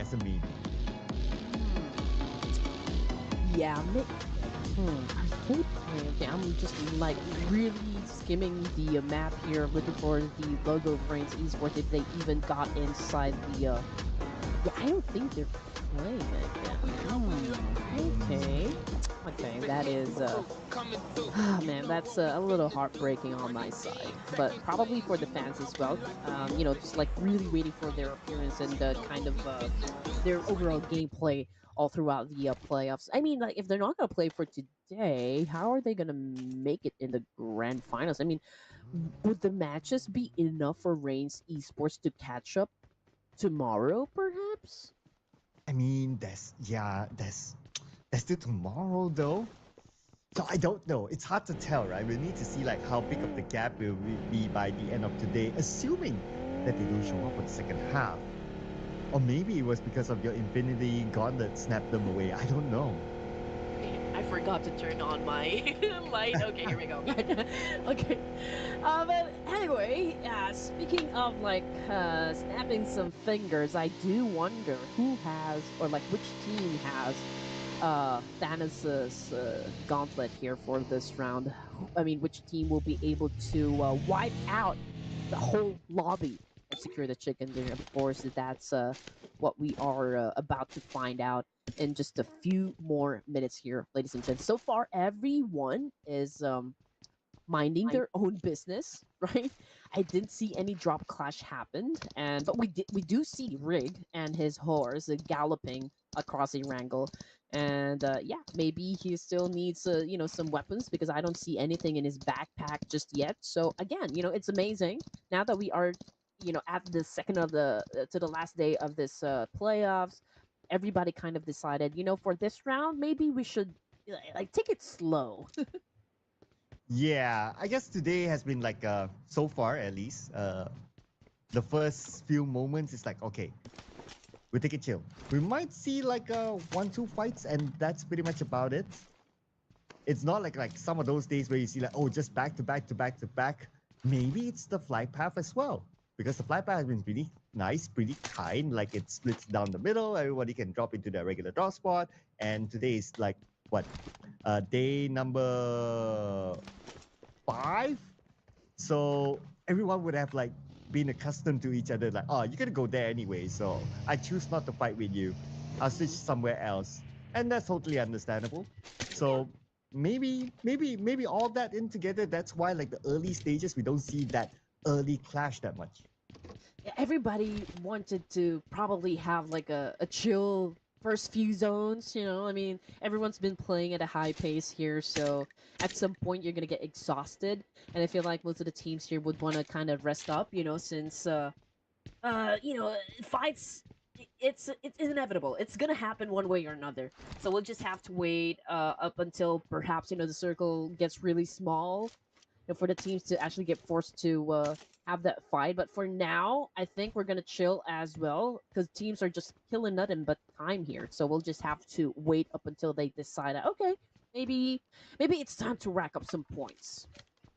Yeah, we all have to learn to be patient, people. There's a thing called instant gratification Oh that we need man. to adapt to as well.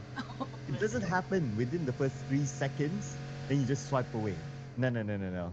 We need to learn how to be patient because these Mm-hmm. teams will need to be patient themselves.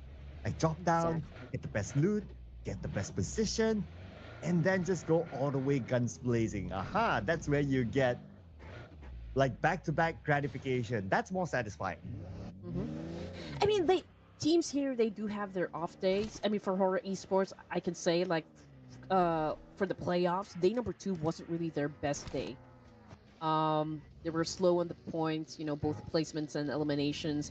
DRS was kind of steady during the first 3 days of the playoffs, but come day number four, man, they were able to secure three chicken dinners. So, talk about really coming out guns blazing, right, and retaliating inside the battlefield in DRS. Again, yesterday, like that was their best day in the playoffs. So perhaps there will be teams that would do just that as well, but resting and being comfortable is again not an option for those teams that are currently down at the bottom of the leaderboard. Yeah, speaking of off day, right? Because we have been running this show the entire week, maybe sometimes we forgot as well that today is a Friday and it's a Friday night.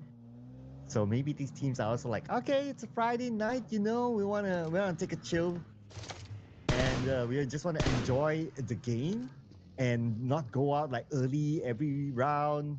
One player picked off every round like that. Let's have some fight. And we ask for a fight. We're probably going to get it now. As Toda arrived in the area where Boom Esports is at. And okay, this is a great vantage point.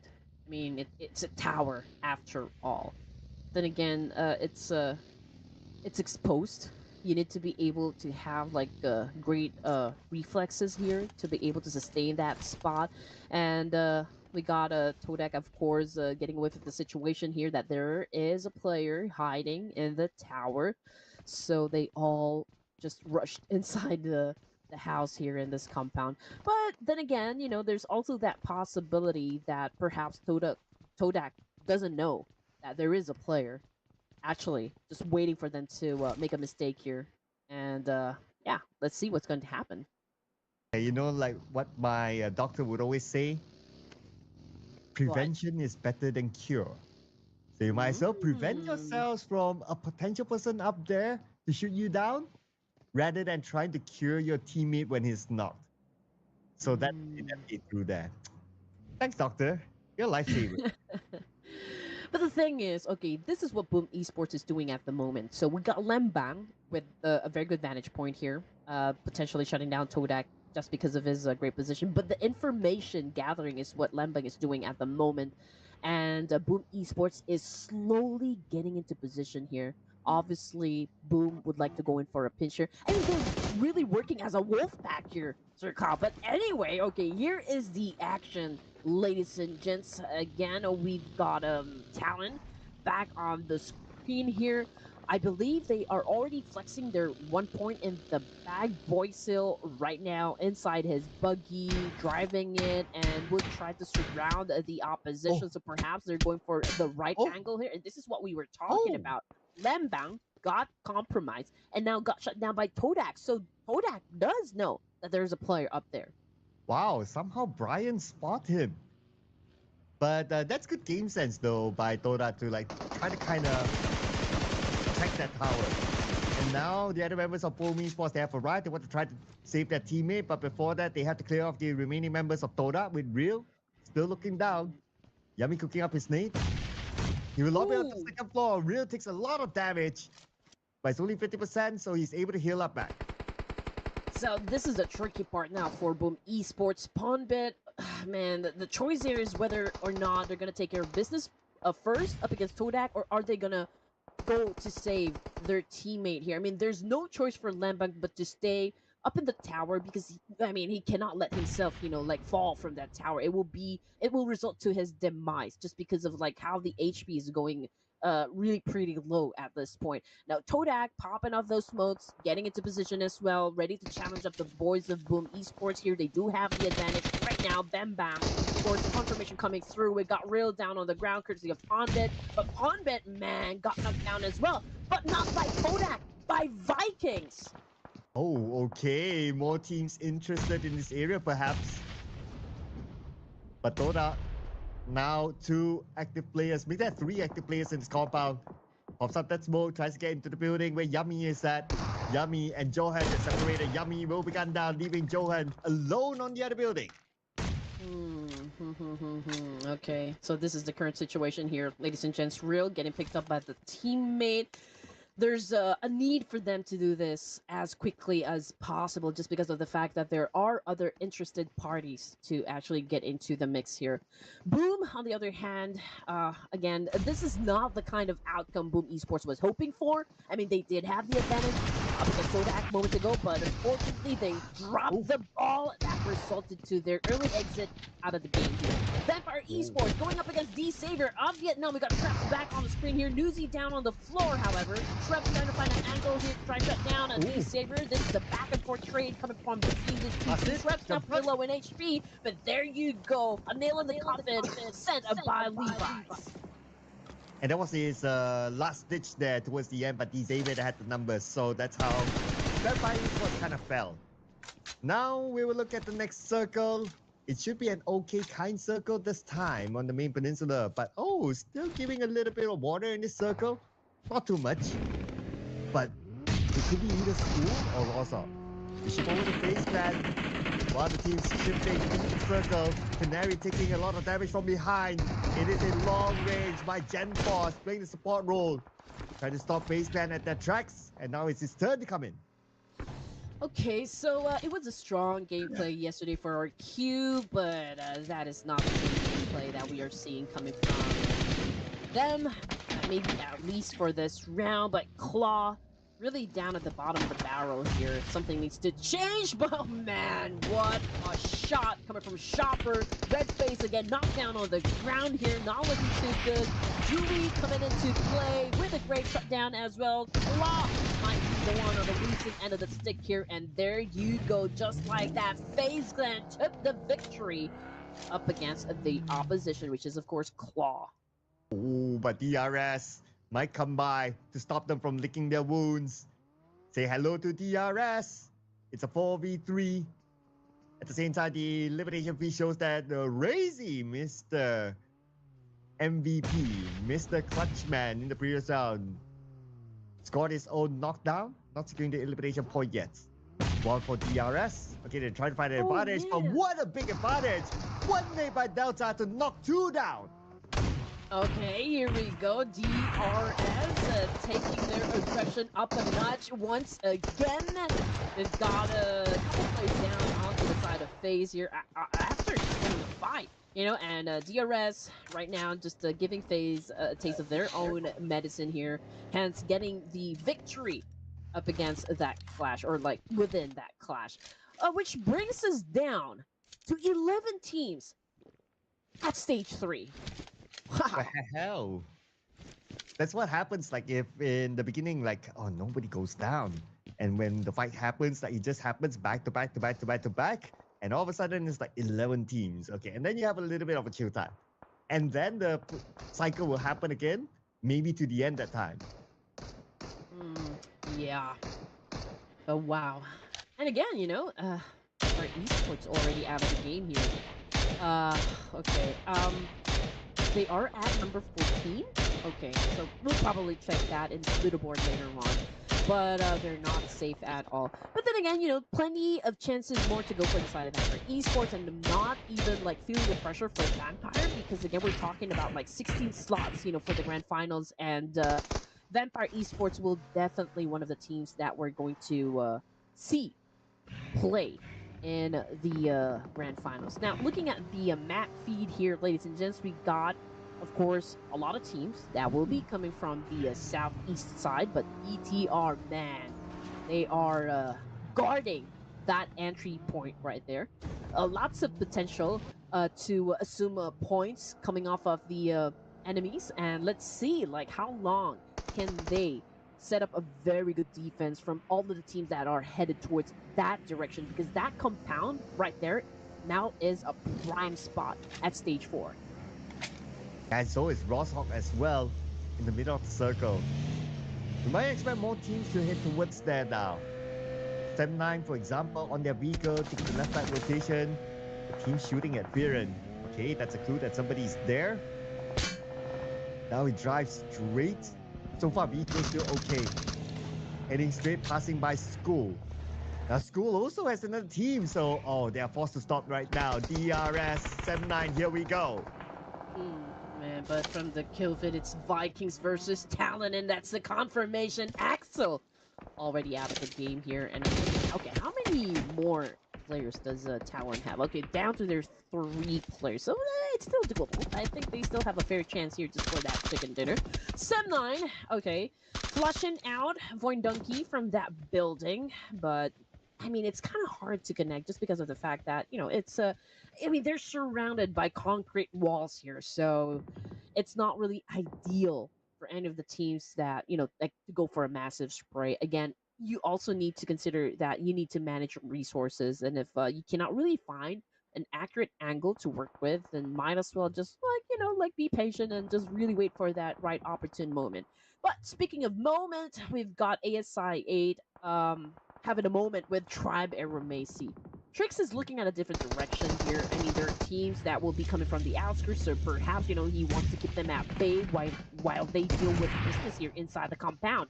But Boyfield, NIBL, okay, both a player down, and that's it, I guess, you know, for Talon. I think, are they out of the game? Yes, they are. Number 11 with only 1 elimination. Not the best of round for Talon, but at least they so far have managed to score like 100 points, so they're still pretty okay in the top 16. That's fine. Yeah, starting from today, ladies and gentlemen, we're gonna put a little bit more focus on who's going to snatch those 16 spots from page number 3. BTR trying to stop 7-9. They have arrived around the School area. They will probably think about going to Rosal, but there were just so many teams in front of them. And speaking about a team that wants to get into Rosal, it's ASI 8. Now, Tribe obviously will play the gatekeeping role, not only to them, but also to Voindunky. You know, yeah, Tribe Air Macy, hopefully they get the rhythm down. They're not safe still in the leaderboard, so there's still a lot of work to be done. But great shot coming from Rig. Nade, very good. Zeta, low in HP here. Gakor remains to be knocked down on the ground. Here comes Rig with an attack, and yeah, down goes Zeta. Gakor as well, both players already out, and that was the end of the line for the rest of Voindunky, which brings us down to 19 remaining, and we are just at stage 4 here. And 7-9, so far, they are breaching through D Xavier. Gun down one player of D Xavier at the southern side without the circle right now. But we're also looking at whatever happening inside of Rosal. But we switch back over to 7-9 as they continue to fight against D Xavier. D Xavier still with 1 man down. Nate is the one to be sacrificed to the hands of 7-9. And one Nate. Oh, but Mika got Chua. Okay, 2 more left for D Xavier. 7-9 has to go now. Alright, here we go. Trexie with a peekaboo! Trexie continues to remain confident with his kills, but Levi's, man, that's his player alone coming from the side of D Saber. He does have a DBS, which is, of course, a lethal weapon. But then again, going up against a lot of members of Sen9, that could be hard to pull off. But then again, Firen caught a molly, and Sen9 is not safe at all because BTR coming into play as well, which puts them in a pinch here. And Levi's from the side still punishing them. The members of 7-9 fall 1 by 1 thanks to Levi's blocking them.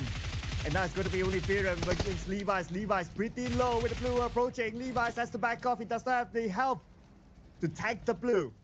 Firen's cooking this nade, but Levi's is pretty deep inside the warehouse, so I doubt that the nade can land. And that's why Firen switches his angle to another position. Waiting for Levi's to come out now. Have that much option. I mean, even if he does make it out alive, needs to deal with DRS right in front of him. ASI8 getting picked off as well, and that's it. The confirmation, D Savior already out of the game. But as for DRS, man, they already bagged 5 points. And, stage number 5 here. 16 remaining. We're looking at ASI8 with 3 points, but UZM already out of the game. 5 all goes to Delta. Oh my goodness, that is pretty hot. And more fights continue to happen though. Tripero Messi now getting one. Okay, they're still playing kind of the gatekeeping role against ASI8. And they're moving slowly into the circle, compound after compound. Now, this is the advantage if you have the earlier piece of the circle in an urban area. You can move from house to house. You just back off little by little and still remain to be the gatekeeper. And ASI is going to find it very, very difficult to come in. Bigatron in a split defense here. Okay, everyone is, of course, trying to carry their own weight. We've got Malak Big on the screen here. Bullseye up against ASI. There goes the spring up against Crypto, and Crypto will not make it down on the ground. Can he still get picked up at this point? That is a big question right there, but it's going to be hard, though, because Aero Macy, of course, is inside that house, and it's also making them, difficult to even survive for stage 5. And Trap Hermesy. Oh! Okay, Trix dealt with the Casanova. And Trix will jump down to secure that elimination point. One more to go. It's the mysterious member of ASI8. I wonder who he is. This is actually the first time that I'm actually seeing this name and for the mysterious DP. So, don't know who this guy is. But if he can pull off a clutch, he will be remembered. Yep. I mean, that's a nice indication that he can probably deliver, what the team needs in any competition. But here comes the attack now coming from Trix. And managed to inflict a lot of pain there, but he chooses this time to pick up his teammate. Of course, focusing on longevity here. I mean, he is considering the fact that, hey, we still got a long way to go for this round. But here comes Delta now back on the screen here, ladies and gents, taking care of business up against Bigatron, but failed to actually put down Malak Big. But it's a different story for Malak Big because he was able to tag XMP out from an exchange. And Dora, still a full squad. Okay. Not going to jinx them. Anyway, we're going to look at what BTR is going to do right now against DRS. Delta on one side, Killer YT coming in. And Delta rushing in towards a player of BTR, Malabik. Okay, not too sure who that is. Oh man, all these pseudo-names. Come on, guys.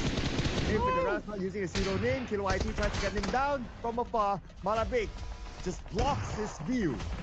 Just in time for Federalis to survive. Oh, this is a great exchange coming from BTR and DRS. Delta down on the ground here, and that is confirmation. It coming from ZMJJKK, taking out Delta in the equation. Now, 14th remaining, we got Todak, BTR, Vikings, and Tribe Aero Macy. DRS with 5 elimination points in the bag before they got totally and completely eliminated from this round. Looking at a situation here, Todak again manages to get into stage 6, manages to get another chance for that chicken dinner. Can they be successful this time around? Who knows, right? They're in the middle of the circle, so far so good. But BTR is on the roll at the same time. This is scary. But of course, let's not rule out Vikings and Trapero Messi potentially score it as well. As long as they're still in the game, anything can happen. Everyone managed to tuck their way into the circle. So it's probably a matter of time now. We need to wait until stage number 7 before we see the next eruption. Oh man, I feel like this might be like a back-to-back winner chicken dinner for the Bigatron Vitality here. I mean, they still have the numbers. Same thing goes for Todak. So this might be like round 2 in the end zone. Ooh, it's a big potential because not only they have a full squad, but they have this Rosa Haiga, which is a very sweet spot. Like, even if the circle goes away, like going down is easier than needing to hike up. So they still have this advantage. But the one thing that they probably don't know is that Tora is below them.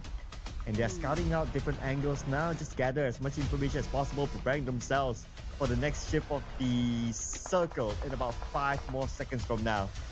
Toda pretty much doing the same, but because they're in the middle of the circle, they don't need to worry that much. Circle surely still favors Toda. Yeah, but given the situation here, Circle, I feel like, the one who still holds like the best spot for the zone would be BTR. I mean, just look at the zone control. I mean, they're doing right now. Almost half of the circle is actually theirs. It means yes, Todak, they are at the foot of the hill over here, but they are in between. So I mean, there's a chance for those teams across the road to actually gun them down. Not just Bigatron Esports. I mean, Bigatron, all they need to do is really play their cards right, be patient, gather as much information as they can as we progress into the latter stages of the game here. So it's going to be an interesting trade-off, that is for sure, coming from all of the 4 teams remaining. What kind of maneuver, what kind of tricks will we see for Stage 7? Ooh. Stage 7 and everyone is still pretty much in the zone, I believe. Probably we will need to wait for Stage 8 before everyone will be forced, or most of these players will be forced to come out of the shell. But Tins is looking at Rig. Rig doesn't know that he's being spied on. But Tins is not in a hurry to pull the trigger yet. He doesn't want to overexpose himself as well. While Scam, he senses that somebody's on top of this hill. Okay, here we go. It's a 4-way battle, obviously. Everyone's taking their time. You have to be accurate, like with how you extract your intel, right? It's gonna be chaotic, the moment that, the zone gets smaller, because everyone will then have to defend themselves. I mean, at some point, they will have to leave the compound, especially for the side of Tribe Aeromacy. I think that's yeah, it's a very crucial part of the zone there. As for Vikings, they still have like some space to work with, but again, the moment that they step out of this compound circle, I feel like Todak will definitely will be like really unleashing havoc up against these 2 teams. Yeah, very likely they will be the first one to pull the trigger then. Because they have the circle! Toda has the circle entirely! BTR can still somewhat hold on to the high ground, but no choice for Vikings. And Tribal Messi, time for them to move forward. Oh man, the road will definitely get bloody here. I mean, as much as possible, Vikings Tribe Aramis is really taking their time here. Oh, but unfortunately, good spot from Tins, putting down Rig. And there's the pressure kicking in onto the side of Tribe Aramis. And as for Vikings Esports, man, they already know that they are at a disadvantage here. Probably not like the best of spot and to even win this round. So they might as well take as much points as they can while they are still alive. But of course, given the situation, given the circumstances here, Trix will not be able to pick up his teammate. Again, Todak is just really waiting for them to step out of the compound here to retaliate. And as for, some Bigatron players, they are also doing some massive spray here. Just really trying to get lucky with the shots. Great tactical play coming from Trix, popping up those smokes, completely defending himself himself well. But we have now come to stage 8 here, so the pressure definitely is intense. Ooh, this is crazy now. And BTR's making their move. Okay. Definitely going to crash into the nearest compound that they can see just right below them. Oh, okay, not yet, not yet. Okay, playing the patience game. Might as well wait for stage 9. They're not in a hurry for sure. Look at the spread of BTR versus the spread of Toda. If they rush down together, it's really a 50-50. So hard to tell. The smoke's been deployed. And BTR, are they going to go? All right. Oh, they created it. Here they're going to go. Starting from the left side. Okay, they were able to dodge that nade coming from Real. And this is a 2v1 situation now. Real trying to defend himself and was able to do just that. But here comes another attack coming from BTR. And there goes Real on the ground, bleeding. It might be already taken out of the game here. But Razy also took a shot here, took a hit, took some damage. Also down on the ground, but BTR remains to be strong. Todak as well, but Real is already out of the equation, which brings us down to round number 2 in the Erangel. BTR versus Todak. Oh, again. Dota will want this revenge. But they only have 3 active players. BTR, I don't think they'll be able to recover that one player because he's on top of the hill. Unless if they're willing to go for it, I don't think it's going to be worth it because the blue is closing right now. So it's a 50-50. 3v3. It's Razy out. So now it could be anyone's game, Rayquin. Yeah, both teams definitely have an equal chance of winning this round. But let's see who's going to be making the first mistake. Okay, Malakvik hooking up a nade here. Let the boy cook. Oh, okay, first attack coming from Todak, but it was Brian who caught the nade, so this will pave the way for BTR to step in and go for the trade-off, being very aggressive here up against Todak. Todak running out of space, but Malakvik also took some damage and now down on the ground, which pushes us to the 2v2, but they are running out of space. BTR successful in getting a back-to-back winner chicken dinner, carrying the energy from the previous round down to Erangel. Remember this name, ladies and gentlemen. Bigatron by Vitality for the professional league later on. This team, this brand new name, they are bringing the figure right now. 2 chicken dinners back to back. Whew! What a play, ladies and gents, coming from Vitality. Our Bigatron Esports by Vitality. And ZMJJKK. Okay, man, this guy is just really on another level here. Satar?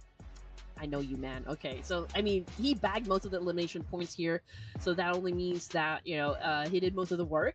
But, of course, it's always a team effort here. I mean, Razy, Federalis, Malakvik, it was a great stout performance coming from Razy from the previous round, and Federalis also was able to contribute a lot into, like, how BTR was able to pull off a win here, and same thing goes for Malakvik. I mean, everyone did their part. It was an awesome spread. Any wrangle, they maintained their pace, they had the zone control, and it was an amazing sequence of events, you know, for the side of VTR. It's great execution by them as a team. Even though, yeah, one player got knocked down at the top, Razy got knocked, yeah, that's fine. Trade-offs happen. At the end of the day, you still secure the chicken dinner. So it's necessary sacrifices at times. And if you score the chicken dinner, well, nobody will remember that. You still got the chicken dinner. So great work by Bigatron by Vitality. Next, Toda. Still consistent. 2 second places back to back. Just to be blocked by BTR. Followed by Vikings and Tribe Aero Messi. So for Toda, we're starting to see something for them. Maybe a surprise slide into the top 16. And I mean, with the what actually did expect a change of pace, you know, and Todak is showing up right now, stepping up into their gameplay, and I can say, you know, out of all the days so far in the playoffs, this is by far their best day working out for them. Yes, they haven't bagged the chicken dinner just yet, but the fact that they are you know, consistent. Getting into the latter stages of the game here, getting some elimination points done as well.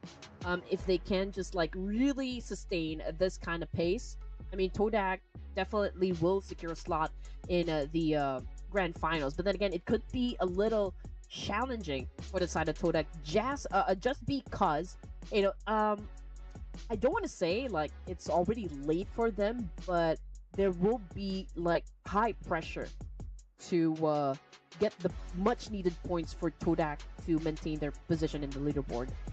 Well, not too late to celebrate our MVP. 4 eliminations, 747 damage. Brian, aka Cleon. Assuming that this is the guy, you know, pseudonyms and pictures sometimes, you know, the actual guy, you know, you guys know what I mean. And he came up as the MVP this round because he is up there with a good balance of eliminations and damage. But other top performers here, we do have Satar as our top eliminator. 5 elimination points, sharing the same amount of points with Delta. And overall BTR, 23 points collected. Man, this team. Yeah. Oh, goodness. Oh, man. 23. Okay, Todak with 12. We got Vikings Tribe RMAC tied at number 10. And as for RQ, for Donkey, Vampire Esports, Boom, they all got 0 points for this round. But honestly, for Donkey, there's really not much pressure for them to perform again. The beauty of really racking up points at an early onset, so you can really afford to have like um, a couple of bad matches. And given in this situation, I feel like they're not really gonna be super aggressive at this point just because of the fact that whatever happens they do already have that slot in the grand finals, not unless of course if they want to smoke the other teams here playing in this tournament, in this playoffs, and just really prove a point that we can finish this up until the end of the playoffs at the top spot. Got to point out this, right? BTR started the day with 99 points, not a triple digit yet. They are now at number 4, and they are only 14 points away from that number 1 spot. They are chasing like mad now, BTR. Insane, insane. But they're going to have a break after this, so everyone in the lobby can chill. Chill, people. Chill in the lobby, okay? They are taking a break after this. On base number 2, of course, is the base that we're going to put a little bit more focus on, especially those at number 16, number 15, and so on and so forth. Boom Esports, 96 points. Team Secret, 97 points. They slide down 1 placement. So they're getting closer to that dreaded number 17. And it's still 92 points for the Xavier. So the points are still close enough for teams on phase 3 to catch up. Yeah, exactly. Especially for those teams that are like maybe placing at 13 down to 24. Well, obviously we're going to see a lot of reshuffle still happen, right? I mean, there will be teams from the bottom that still would have like a great match at some point in the competition. ASI8 moved up 1 rank, so perhaps we can see kind of a shift in terms of their momentum later on in the remaining matches. But of course, we're gonna find that out if that's gonna happen. We'll just have to wait because we're gonna take a short break, ladies and gents. So please don't go away.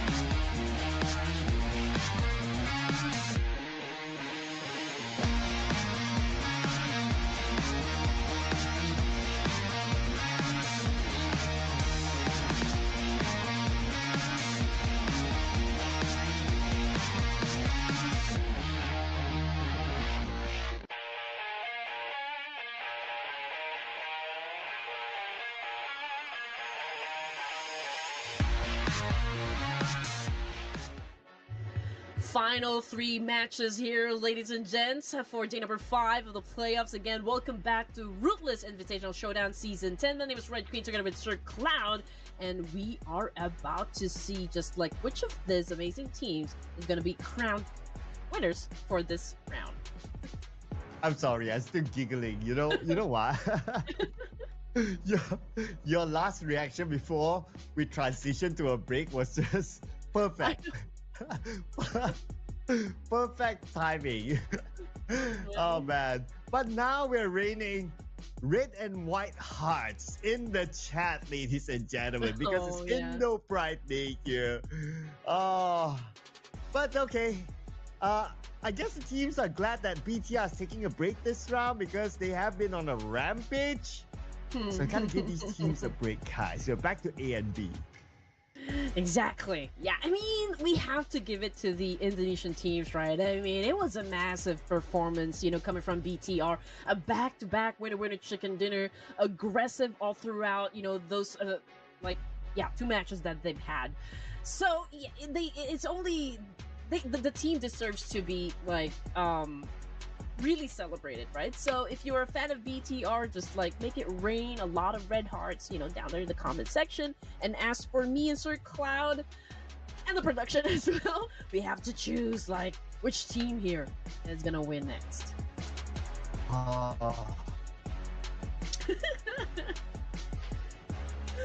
Who will be in the it's hard. Okay, try and think. Don't, guys. No, hold on, Sir Cloud. Okay. I'm not looking into the light. Don't worry.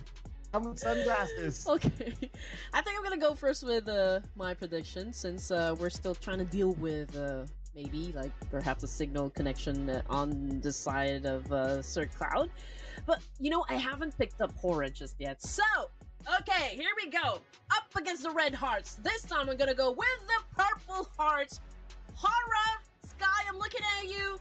Give me a chicken dinner. Okay. Alright, esports. Okay, I should be pretty back here. Okay. Let's see. Let's try this one out, okay? Let's see if it happens. Let's go for Indo Pride. And I am going for GLU Squad. Looking at you. Ooh. GLU Squad. Okay, interesting. GLU. Okay. Let's see. Okay, we're gonna pick this time, production. I want to see your choice of team here. So it's oh, there you go.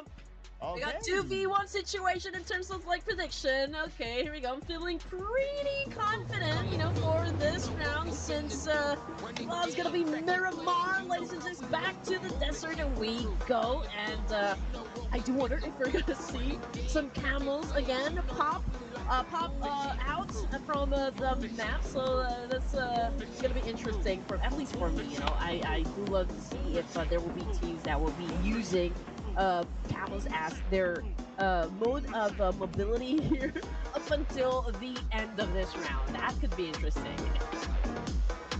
Okay. Let's see what will things be a bit more spicier today, right? So, just to let everyone know, in case you missed out on one of yesterday's Miramar, we were very close to getting the Oasis circle. We got the Oasis, but just next to it, like if you see that hill, that curve beside Oasis, yeah, we got that one. We got that one.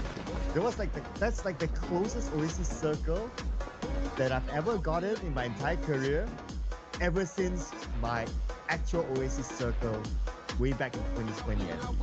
Yeah, that close. Okay, all right.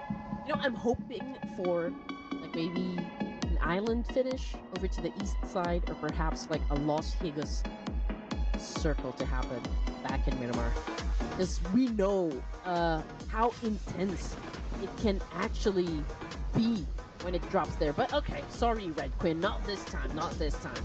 Okay, we do have Impala in the circle here, so perhaps we will see some of the teams head towards that direction. I mean, it's a favorite spot, for most, if not all. As for those teams that are close to one another, there are some that are kind of building up along the sides of Los Leones as well. So we'll have to wait and see if E-Arena will take a shot up against Fourth Thrives and be able to take a score. Unfortunately, that was a missed opportunity. But then again, the fight continues on. We've got FaZe Clan up against DRS. Ooh. Can Red Bull actually do this angle? Okay. He kind of did, but the members of DRS actually moved away. And they're playing without Delta. So 3v4 now. Chiante with a Winchester. Not the best of weapon in this kind of situation. I don't know which is better, like a Winchester or a pistol. In this situation, it's like both of them are equally bad. Okay. Okay. I don't know. Like, maybe when it comes to CQC, a Winchester might be a better choice of weapon compared to a pistol, because pistol might need like a couple of shots before you even take down your opponent. But with a Winchester, I feel like it's only gonna take like one shot. Like if you actually are accurate with your aim. But of course, that's all hypothetical, ladies and gents. We don't exactly know what's gonna happen. Oh, I mean, unless Giante can maybe give us a demonstration, while they go up against FaZe. You know what my psychologist would say? What? The fact that you picked a Winchester means you're feeling secure. You're feeling insecure, you pick a pistol because you can spam. Winchester, you can calmly shoot. Oh yeah. I thought I thought that if you got a Winchester, you're definitely gonna be winning because it's got that win, in the Winchester. But oh man, speaking of like winning the fight, E-Arena obviously is not posting that win up against Fourth Thrives. But then again, it's a fair fight. Oh, it's a 2v2. Okay, so now we're talking. But perhaps E-Arena can win a fight up against Fourth Thrives. But of course, there's the need for Fourth Thrives to also improve their status in the leaderboard. So let's see what Noki's gonna do in this situation. But as for Boogie for Tonbit, and got knocked down by Trang of Team Secret. If my psychologist told me that, I'll be questioning whether I paid for stand-up comedy or actual consultation. But anyway, now E-Arena swiftly. Unfortunately, they lost the fight against Fourth Thrives. Fourth Thrives won it. They retained 3 players. Now Team Secret's in the fight as well. Well, Red Queen, you wanted early fights. You're getting it now. Yes, of course. Well, teams are not disappointing us. We want action? Okay, they're giving us action. Now, on the screen, ladies and gents, we've got Team Secret going up against the Wolfpack here. And obviously, the Wolfpack have been, They're playing with one less player. Okay, so that would be Pondit, ladies and gents. Confirmation coming through just moments ago. And now that they are at a deficit here, how they're going to go through, of course, the rest of the team's secret. Are they going to back out? Because they are stepping away from this engagement. But perhaps, they're just trying to get into a better position here. They don't have vehicles. So, not sure Boom Sports what their plan will be as Team Secret still at this high ground. If they just cross that hill, they will be able to see them. We'll check on them later on. Now we're checking on DJ Alliance. Needed down UZM. And that should be an easy pickup for them. Unless the other members of ASI8 can arrive in time, but I don't know about that.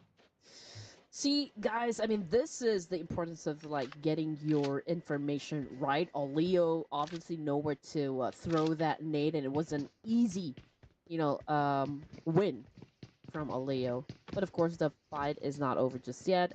So let's see if ASI8 can, of course, reset. And maybe flip the script here. Here comes Casanova! Oh, man, not being a lover in this situation, but a fighter. Now, getting back into Boom Esports here, we've got Johan, getting tagged from behind. So, I mean, right in front of him is Pepank, of course, but it could be hard for Johan. I mean, where is the rest of the team? Yeah, they are very spread out. Okay, not sure they were on foot the last we checked. Okay, they're behind. They're on their way. But because they're on foot, they don't have vehicles, so it's going to take them some time. But Claw Slayers will still be around the corner. Okay, we have Unstoppable here, the man who delivered them a second place finish earlier today. Now cooking up his nade. His one and only trusty nade. Sends it across, will not connect. Now they have to go in for the chase as Lembang. He found a vehicle, but they want to fight. Yeah, I think, the cavalry actually came into the party late and they weren't able to save Johan, from Claw Slayers. So let's see if they can still win this fight now that they are already at a disadvantage here in terms of numbers. And Claw applying a lot of pressure onto, of course, Johan and Lembang over here. But Lembang, oh no, Red Face was able to get the job done. Yami tried to respond with a massive spray, but a little bit open to the left side. And, oh man, okay, so Boom already out. But Claw right now about to face their demise as Reigns Esports step into the play. Wait, they are playing. Okay. I know, right? Just when Red Queen didn't pick you guys. You gotta make it known to them that you picked them twice and they didn't play. Yeah, I picked you guys and you guys did not pick me. Ouch. Ooh.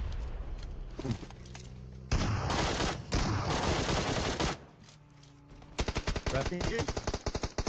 Here we go. Oh, it's a three-way ball. You gotta think about it. Reigns Esports dot Pubg. Now they have to deal with the Xavier. Oh, top to get a lot of damage. Robin knocked out by Chua. From the side. Support player. Oh, damage back. And here comes Levi's as well. Trying to pick out Doc.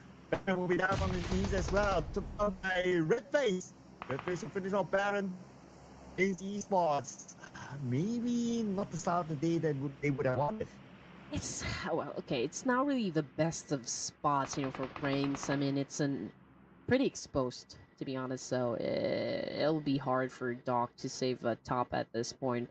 Chua as well as Natty here, Grenade. They're coming after Doc in the situation. Doc pretty low in HP here, and there you go. Chua able to put him down on his knees, hence gaining the momentum up against Reigns. And of course, let's go. A Red Face sealing the deal for Reigns, and there you go, just like that. I mean, the moment they step into the fight, Reigns got eliminated. So what to expect coming from Reigns? Are we gonna see them in the grand finals? That is a huge question mark right there. Well, maybe we'll see a clutch here from Red Face first. Let's see if he decides to fight. Okay, he's repositioning himself. S12K, one bullet. Okay, reload time. Pretty low on overall ammunition though. And these were 3 players. I'm not sure if he has enough utilities. And is he looting right now? Hopefully he is. And he found the necessary weapons and utilities. Okay, he's healing up. He's ready to fight right now. Here comes Nate with a buggy. Scouting Red Face's position. Chua is going to follow through from behind. Okay, they're still playing this very carefully, even though it's only one player. That means they really respect Red Face. Okay, let's see. We need a clutch from Red Face here. Okay, try to dance it up. 2v1. Red Face taking in a lot of damage. Okay, so he was able to at least put down one player from D Savior, but then again, overwhelmed. Like you're dealing with two players here from D Savior with accurate aim and accurate, of course, getting that information as well. So, yeah, it was a unfortunate situation for Redface to handle it alone, all by himself. Map feed, ladies and gents. Again, we've got Champion Esports about to step inside the zone from the south side, coming fresh from Los Leones. But then again, they will have to deal with Alter Ego Eras first before they can safely, of course, get through the safe zone. So, I mean, going up with the likes of Alter Ego Eras, you might want to consider just like really giving it your all. Some like brute force. We're talking about brute force coming from Champion Esports. Yeah, because Alter Ego, they are on the roll today, especially with their first chicken dinner. So they probably are bringing that momentum. Okay, and Alter Ego, they are using Balja as a hostage. But not for long now that zone has arrived. Time for Badru to move. He might take down Balja. Just to make sure that point doesn't get denied away by the blue. Nylon will help him out. Point number 2 goes to Alter Ego. Now it's getting into the circle time for Alter Ego. Okay, we can pick up Urkus on the way as well.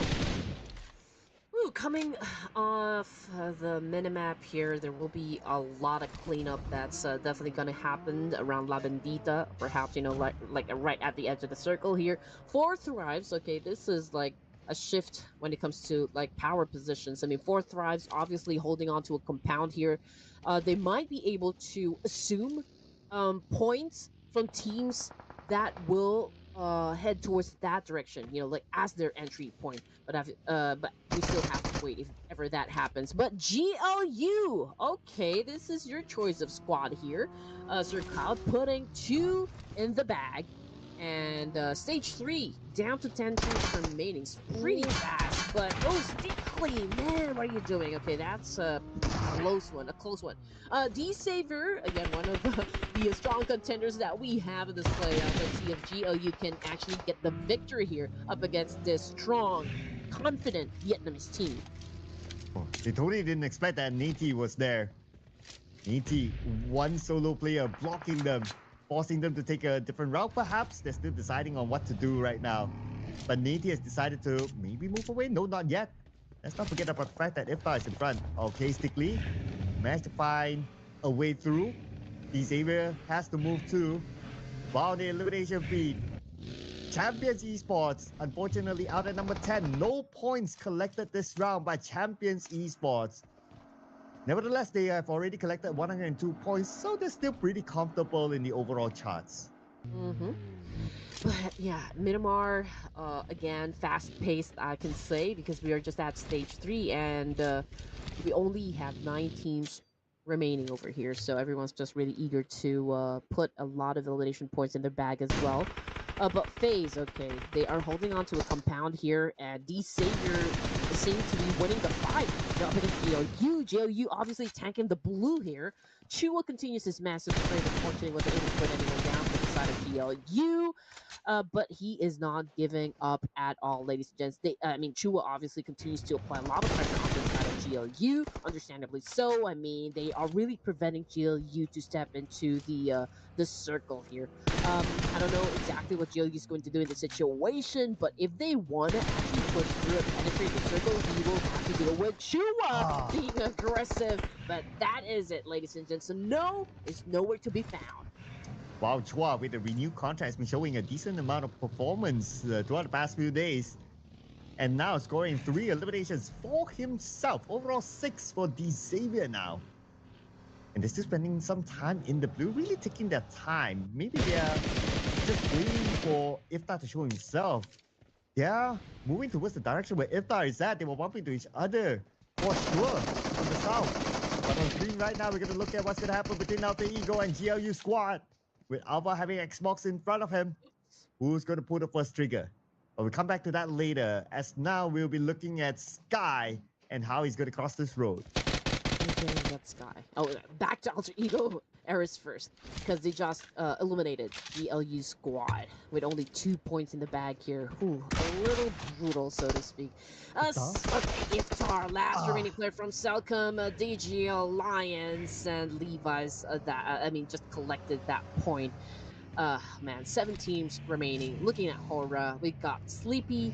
Also, was able to pocket a point for himself, but the fight is about to happen up against FaZe. Jewy cooking up that nade, really good. Supreme is cooking up in his kitchen as well. Haidami getting into position with a DBS, and Sleepy is holding on to a smoke here, but FaZe they retain their composure here, just letting Horror Esports step into their trap.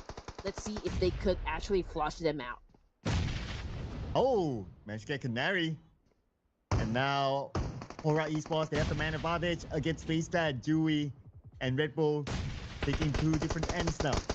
Jewy with the cross gun, and Scar L on the other hand, but he takes a lot of damage, moves to the other building. He has the time. Red Bull has to buy him that time. But Red Bull himself now 50% of health left. That's tough, K. They managed to buy enough time for Jewy to heal up. Man, we got FaZe outnumbered, outgunned by Hora Esports. Man, down to their last remaining player. Haidami already making a move here, but man, Supreme was able to get the job done, hence saving the rest of the team here. Haidami needs to get picked up, and Hora will continue on standing guard, standing tall on the northern side of the circle here. And look who's in the middle of the circle. It's Team Secret. Nicely positioned in it. Coming on stage 5 in about 1 minute, 10 seconds. It's Void Donkey. They might be fighting with D Xavier. Now sharing the same area together with the unwanted neighbors. Looking at Team Secret's position, they are pretty secure in the middle of the circle. I wouldn't be too worried about them. Now it looks like all these teams, they're already in the circle. Oh, but hang that thought, Xavier. I'm trying to stop Alter Ego from coming in further. Okay, here we go. Cleanup is happening down south. D Savior, also Ego Airs. Interesting fight. Okay, Lamborghini won't be joining his team going up against Alter Ego in this round because he's back in the lobby, but definitely cheering for the remaining teams inside the game. As for Force Fries, Pyro has already been taken out. T24, Noki, and well, I couldn't possibly read that name. But yeah, Noki doing a little bit of the tap and fire, putting a Zeta down, coming from Void Donkey. Again for Void Donkey, no pressure at all to perform, for the remaining matches here. So I feel like they're just really taking the time, just like maybe picking up some information as well on how teams like really go about their rotations and aggression in this tournament, or at least in the playoffs again. Team Secret, okay, so big chance here to go up against Horror Esports. They do have the compound, so yeah, they will definitely capitalize on this one and make it hard, for Horror Esports to step in to stage 6. And I wonder if Hora Esports will be interested in Team Secret's position. Because if they are able to take over the area where Team Secret is at, they will automatically have that high ground advantage against the teams on the other side. As Team Secret, they realize that Hora Esports is around the corner. Looks like they might choose to take this fight. Okay, let's see what kind of advantage can they get. Haidami lobs a nade, but then again, this warehouse is huge. Yeah. It's not easy for that nade to land. Man. It's a huge space for the side of Team Secret here, but there's also a need for them to be very effective in terms of like their defense. The defense needs to be impenetrable here. But as for the side of Horror Esports, they know they don't have an option here but to actually take over this compound where Team Secret is staying currently, and to pull off a win up against Team Secret, since they are already in a very good spot here, in a very good position. They know from which direction their enemies will be coming from, so it could be a little hard, for Horror Esports to even maybe take the advantage up against Team Secret. But then again, a lot of things can happen in a blink of an eye. And Hora Esports, they decided not to pursue Team Secret, it seems. Well, they do have the circle, so they can kind of hold it, not really needing to force it. It depends on where stage 6 will go. Then they'll Yeah. kind of decide, unless they can get an advantage. But Nati gets Badru. Oh, a key man for Alter Ego that they managed to gun down. I believe the fight is happening on the southern side. Nylon gets Nati. Xavier. Now 2 players. While Badru, he's bleeding out on the other side. Alter Ego, before they can save him, they have to finish off Levi's and Chua. Here we go, Xavier and Alter Ego Eras settling their conflict. Right at this moment, Chua popping up some smoke and some nades, of course, defend himself here. Alter Ego Eras remains to be aggressive up against Xavier. Nay Long needs to obviously heal up a bit. You know, he needs to be at 100% here going up against Vietnamese #1 team here. Alter Ego X 666 cooking up the nade, possibly gonna throw up against Chua. Chua with an S12K here on prone, not moving, not making his presence felt. So yeah, I do understand the hesitation, from X 666 here of Alter Ego Airs to throw that nade. I mean, you don't want to waste resources in Miramar. And 10 more seconds, stage 6 will be upon us. But the fight between Alter Ego and Xavier will continue. Levi's knocked down, and he's on the other building, twice alone. Circle will still favor them, or will it go up towards where Team Secret is at? Goes to the middle, and look who's in the middle right now. Boing Donkey. Wow. Now the pressure will definitely kick in on the side of Hora Esports just because of the fact the zone did not favor them. So there's a need for them to really snatch that compound where Team Secret is currently staying at. Or perhaps, they could deal with Fourth Thrives from the west side and take over that compound as well. I mean, it does have that little portion right there inside the zone because it's too risky to challenge up the boys of Team Secret because they are in a very good position. Like they already know where they will be coming from, so they don't really have that element of surprise anymore. So Sky is of course scouting the area, checking out the west side of the circle here. So let's see if they're going to be taking up that space, up against Fourth Thrives. Obviously Sleepy is applying a little bit of pressure onto the side of Fourth Thrives, but then again, Hora Esports not even aware of the fact that Fourth Thrives is down to their 2 members. So I don't think at this point of the competition, Hora Esports will make any rush decisions. I mean, they are trying to, I guess, really make a statement here. Even in the playoffs, I feel like they're in the mood to really be at the top spot as well, to like really finish this tournament with like flying colors. Yeah, I don't see any reason for Team Secret to really shift their position yet still. But for Hora Esports, okay, looking at how they are gathering together on the opposite side of Team Secret, so I guess they won't be really interested to try to pursue Team Secret. So both teams having a bit of truce for now. Maybe they say to each other like, hey, let's redefine the 2 teams, okay? We'll meet you there later. And with the position that these 2 teams have, those are the 2 best positions so far.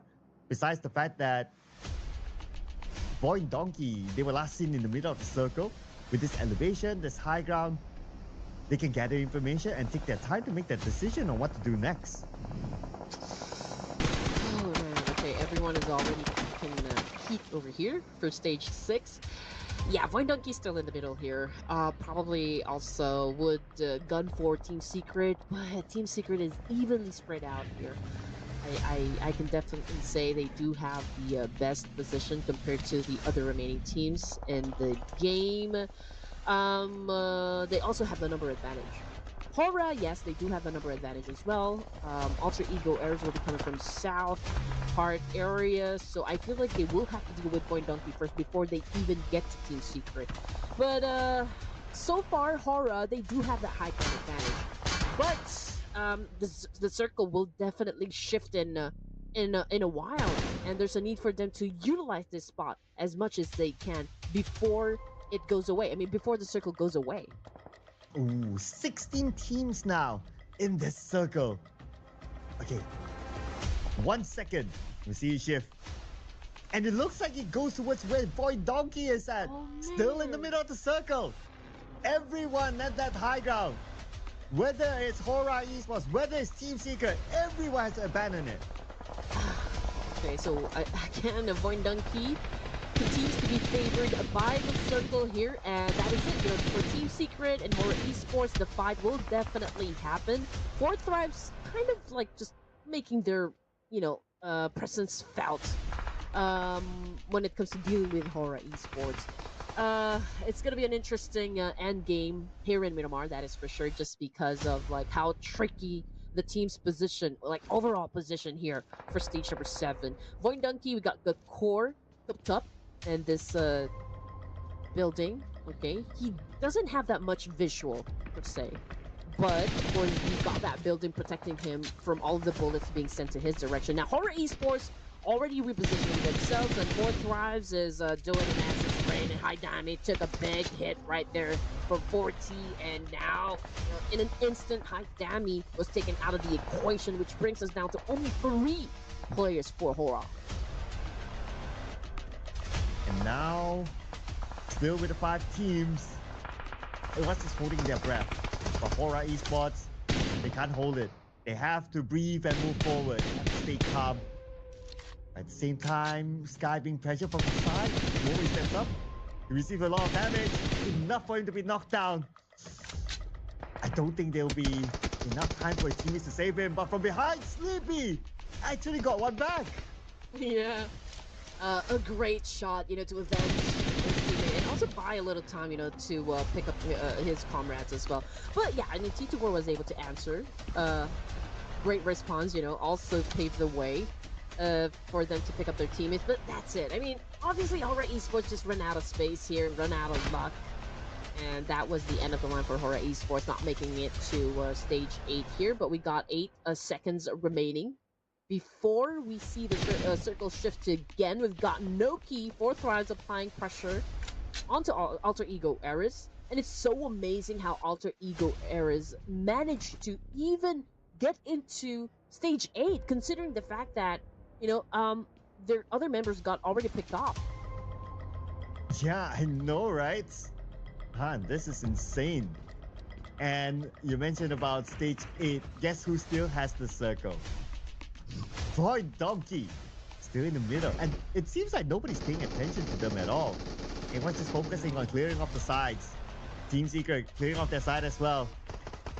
Knocking out a member of Four Thrives. While T24 waiting on the outside. Team Secret going to step out. But they know that it's risky for them. They might as well focus forward. And plus, if they just move slightly forward, they should be in the circle. I'm doing the same for T24. Alter Ego, we have Nylock here. Together with his teammate BX666, also not in circle yet, but they do have this vehicle that they can quickly rush in when the time comes. Okay. The fight is, of course, pretty intense at this point. Alter Ego Eris again still manages to stay competitive. Void Donkey, man, I feel like they really didn't play, for the entirety, almost the entirety of this round. I mean, all they needed to do was just stay in the compound here and collect all those placement points. 10 elimination points now for the side of Four Thrives. Okay, finally!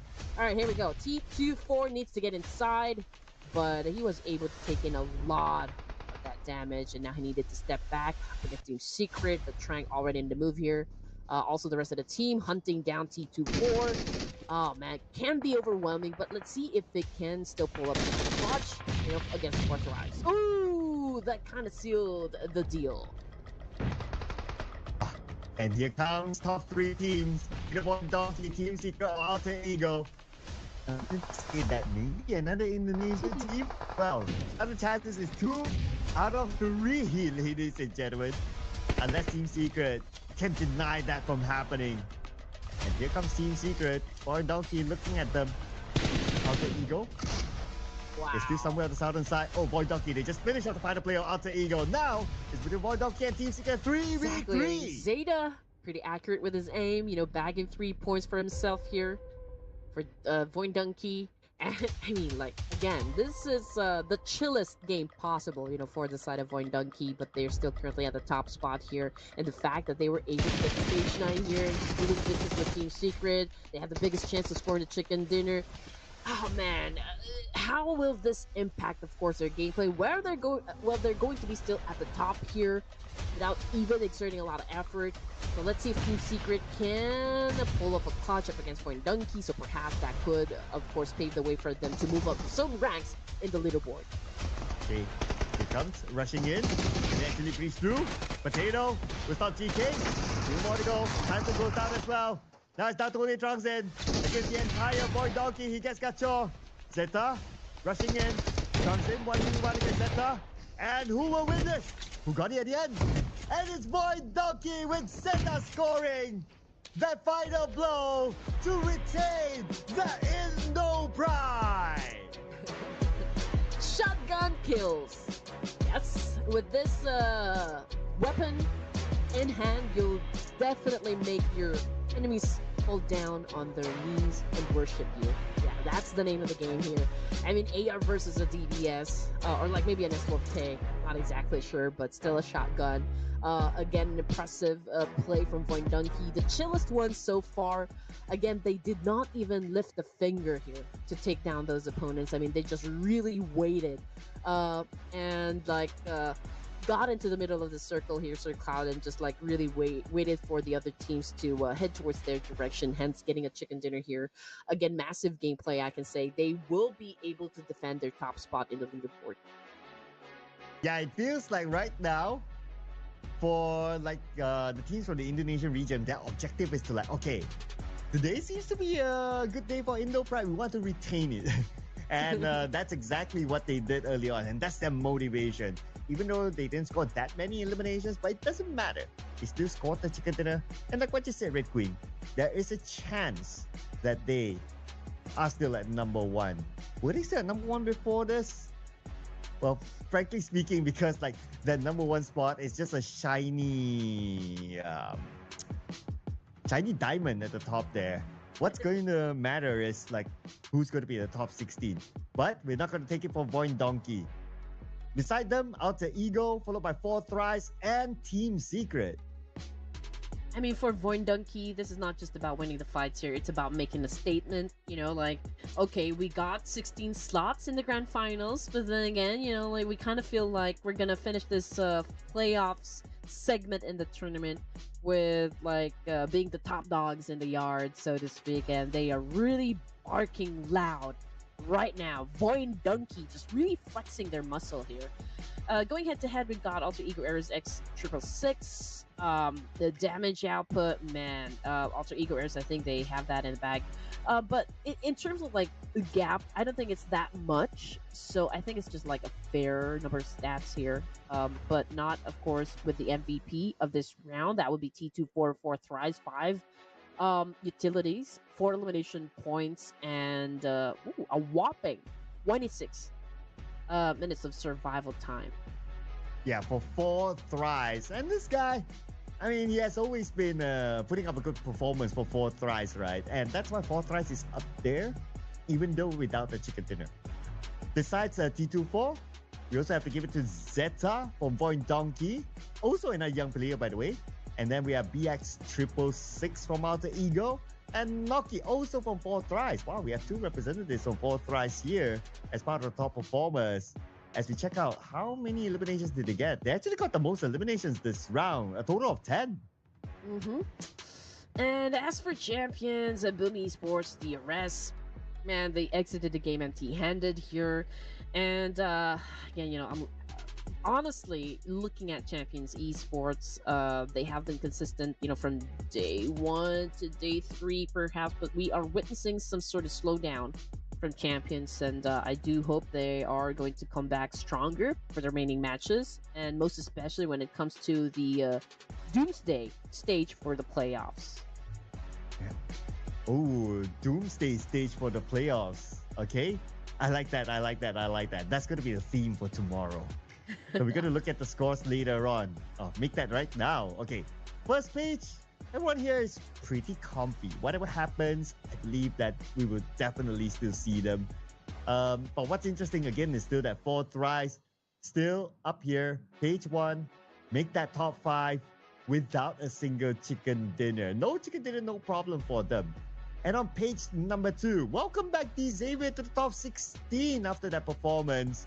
101 points. Now, makes me wonder, number 17, what's the number like? Oh man, we got 3 teams tied with 101, and I'm telling you, Man. Tribe Eremacy, the chance of securing this a slot in the grand final is kind of slipping, from their hands, and there is an obvious need for them, to try and pick up the pace here. It's going to be hard since a lot of teams from down below are actually exerting a lot of effort to make sure that they get a spot in the top 16. So it's going to be like now or never for the side of Tribe Eremacy. And I do hope I see them in the grand finals as well. But yeah, we're going to take a short break, ladies and gents. From all of the action that happened from that round, we deserve to take a break. So don't go away. We'll be right back after this.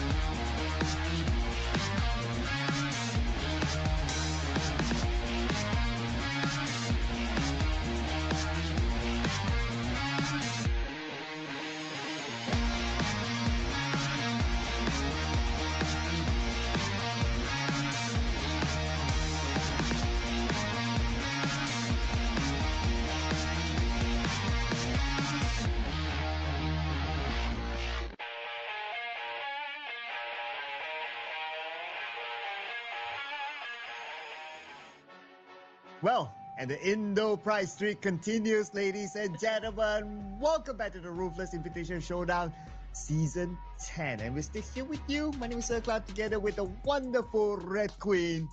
And, well, in case for whatever reason you just joined us, this is the Indo streak. Indo streak, yeah. Chicken Dinner's color right now is just red and white. That is for sure. But for match number 29 in Erangel, this would be the last Erangel tonight. Group A versus Group C this time. So we're welcoming back, of course, the teams that took a break just just moments ago. So I think you should go first with the predictions, Sir Cloud, as I go through the teams that we have here. All right, I will pick RRQ. Let's go. Okay, then I'm gonna go and play with. I pick fourth rise. I'm gonna go fourth rise. Okay, filling up the chicken dinner in the first page, and production is going for a triple BTR chicken dinner. Okay, it did not fail them before this, so why not go for Why it, not? right? So let's go. Why not? Let's go. I mean, if DRS was able to pull off that kind of gameplay, scoring 3 chicken dinners in a day, why not BTR, right? Why not BTR? But, okay, I do have a question here, Sir Cloud. Do you think that maybe because those teams that are currently at the top spot now going a little bit onto the like slow pace in terms of like how they approach each situation here, do you think it is one of the reasons why perhaps some of the teams here are kind of like picking up the rhythm, for day 5? I think so as well. I mean, objectively, is making it to the top 16. And then you think about like being the champions in the grand final. That's going to happen in the next few days. So yeah, if you're like really comfy, like on page 1, yeah, that would sort of happen. I remember there was that one. I don't remember whether it's either round 1 or round 2 that at some point I noticed that all the teams that above, they were all eliminated. We were left with like the second half onwards at some point. So yeah, I guess that kind of tells the story. Man, okay, so here we go. We already setting up the stage, for the final wrangle here. Final showdown in this OG map. We got 10 seconds before our flight is called. But okay, so we've had quite a stressful set of events that just happened because there's a lot of clutches that were able to successfully pulled off. So man, it's gonna be even stressful just because of the fact that I feel like there will be a lot of teams that will definitely go berserk for the final E-Wrangle. Again, this is the OG map. This is the bread and butter for most of the teams here, if not all. So I do expect a lot of explosive fights to happen. Right at the moment teams land their feet on the ground, but ooh, we might see a military-based finish this time since from looking at this kind of fly path. I mean, it had favored a little like the bottom part of the Iraq here. Oh, you're sensing it. You're sensing it. Okay, I wouldn't mind that. Military-based circle. Even if you give me like, let's say we have like 10 matches in a day, and all 10 of them are in military-based circle, I wouldn't mind it. I'll take that any day. Give me military-based circle. What makes it even more interesting is that there could be only one team in military base, and that's Team Secret, dropping into Noble. Nobody's occupying the military base itself. So if it goes there, obviously the happiest team will be Team Secret. Well, that could be the case. That's a possibility right there. Okay, here we go. RQ is over to the coast side. The Vapor Esports as well. Down there at Primors, we got Fourth Fries and Ferris here. Superman and the rest of the Vikings here. Okay. The circle obviously favored the west side. So, yeah, most of the fights will definitely happen over to the east side of the circle here. It's going to be interesting, of course. And now, I do believe fights will about to ensue here. We hear some gunshots having come from the arena, going up against Kodak here. We've got players knocked down on the ground. What will happen next? Oh, well, what's happening right now is Scam running with a knife. And here comes the rest of E Arena. Okay, he managed to find a shotgun. And we'll help him to take down 2014. He comes 9 as well with his own shotgun. Okay, shotguns galore. E Arena, how many are left? Tora. It looks like they're winning this. Okay, one more to go. Oh. And that is clear on the game. Brian, to finish off the final play of E Arena. Tora, 4 points as a start. Okay, all right. Still, for the Sudden Todak, they still have that momentum. So let's see if Florida Esports has the same story here. Very accurate shots coming from Haidami, and now he's coming after Boyso. Boyso stepping away from the probably because he doesn't have any weapons just yet, or perhaps he is already outnumbered by Hora Esports. But Haidami is not letting go of the situation. Of course, he is smelling blood here. Supreme pretty close now with a shotgun, but oh man, that was a close call, but that actually does give away the location, for the side of Talon. Yeah, but Voitius now is the only one left for Talon though. Bora Esports will pick up Axel as their first trophy, first point. But they soon get more because Ayuk is still bleeding out. And it's only Voitius left. Okay, with his trusty shotgun. Okay, he's using shotgun on AK. If he uses shotgun in the close range matter. Then again, he's overwhelmed. And Hora is... Oh, wait a second. He managed to jump down? Wait. It looks like they don't know. Do they not know? I'm not sure at all. Okay, but I mean, probably they can hear the footsteps here. But Sky, okay, Haidami was able to pick up Supreme, so again, we're back to a 3v1 situation. Supreme pretty low in HP here, but that will not stop Horror Esports, of course, coming after Voice. And there you go, Supreme with a machete, or maybe a knife, okay, a hatchet, to get the point, of course, bagged, in that clash. So 14 teams, okay. That was savage. That was savage. They could have shoot him down, but they choose to like, okay, everybody, let's switch to our nice machete X. I guess it depends on which skin they are using. And they just finish him off. Wow. Okay, that's brutal. That's brutal. We might see another brutal one here. Now it's 7-9. This GLU squad. And Yuhai comes in. It's actually shot down by Xbox from the inside. Yuhai managed to trade it back and will secure that elimination point. The other members of GLU squad in the building. We have Stickley here. Tries to finish off Trexie, but Trexie is behind that vehicle. Here, we have KF. 1v1 against Mika. Mika showing himself with the BDS. That's a enough bullet still, but Mika's taking damage from the other side. Oh, KF not advantage. He does have the health advantage. And he will knock down Mika. Okay, great momentum so far comes from GLU, but can they manage to survive this overall gameplay up against them? Not by firing, being aggressive as ever, was able to get that done. And now GLU down to their last surviving member. Wow, again, at the kind of rate, whew, GLU is not really having a great time, for this day. So, I mean, KF, two options here. He could go hide, or maybe, yeah, I mean, just go out guns blazing with a 10 here, taking a chance. Might be able to flip the script, but okay, let's just wait for things to commence. Why hide when you can fight? Oh, but Senna, what an accurate need. Oh, calm down, Kieran. Calm down. Just lost the pace. But anyway, it's still considered a win for 7-9. All right. Wow, okay, what a banger of a start. Okay, things should calm down a little bit more now, unless... Look at the right side of that circle. RQ passing by South from DG Alliance.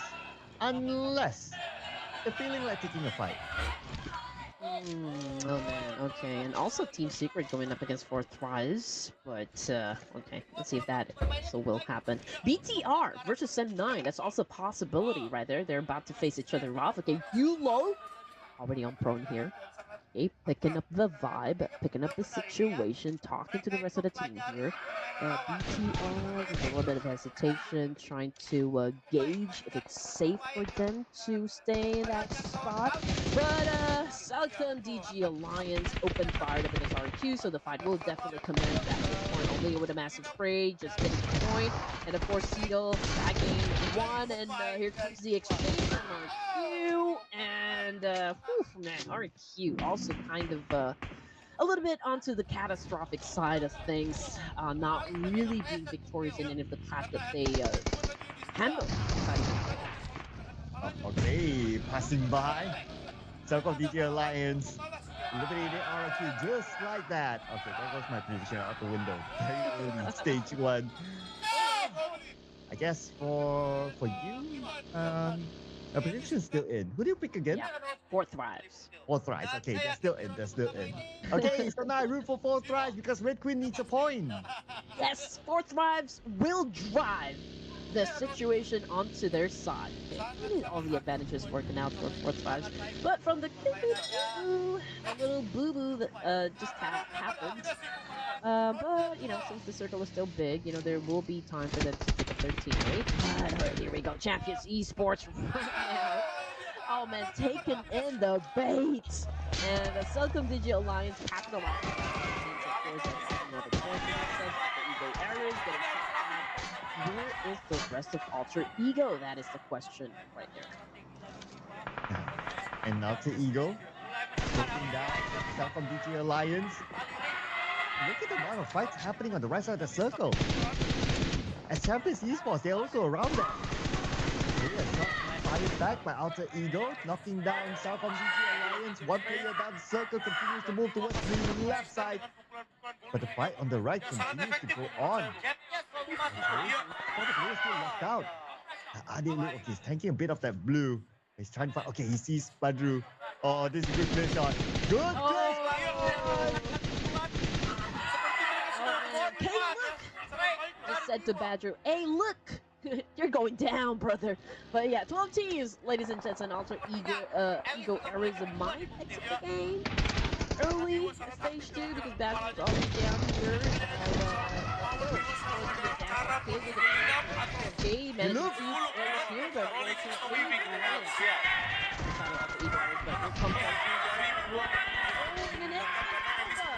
took a shot in the face here.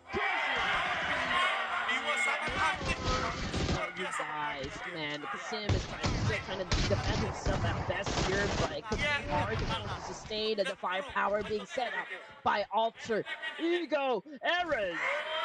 And the blue team as well.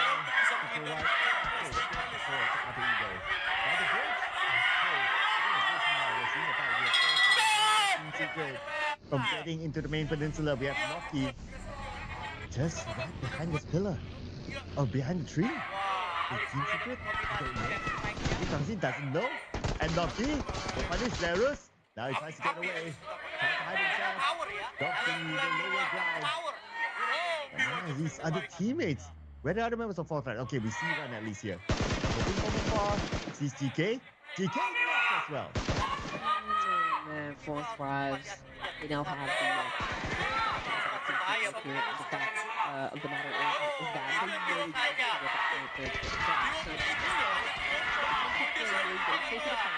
Shrine will definitely try his best to defend himself with that shotgun attack.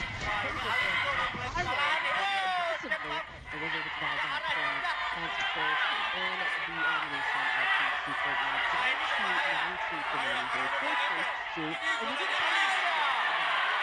There will be a lot of teams that will be upping up in terms of their aggression for the final event. You thought that the aggression is over. No, not yet.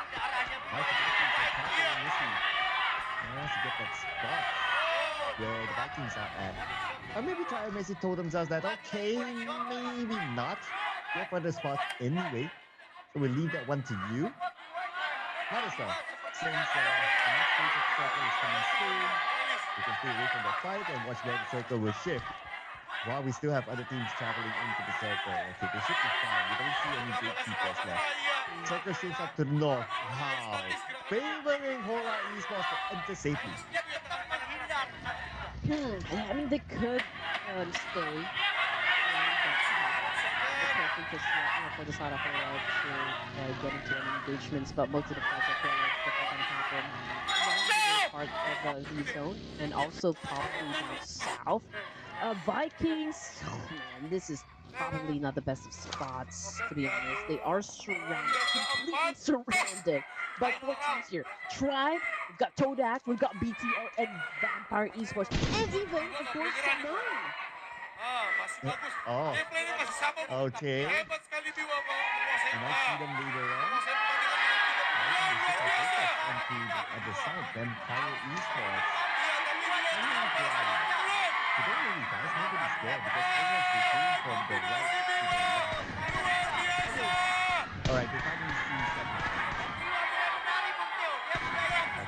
the way onto the members of Sem 9. Not that easy unless Sem 9 shows inside the window. But what is happening? We should over to Toda right now against Viking.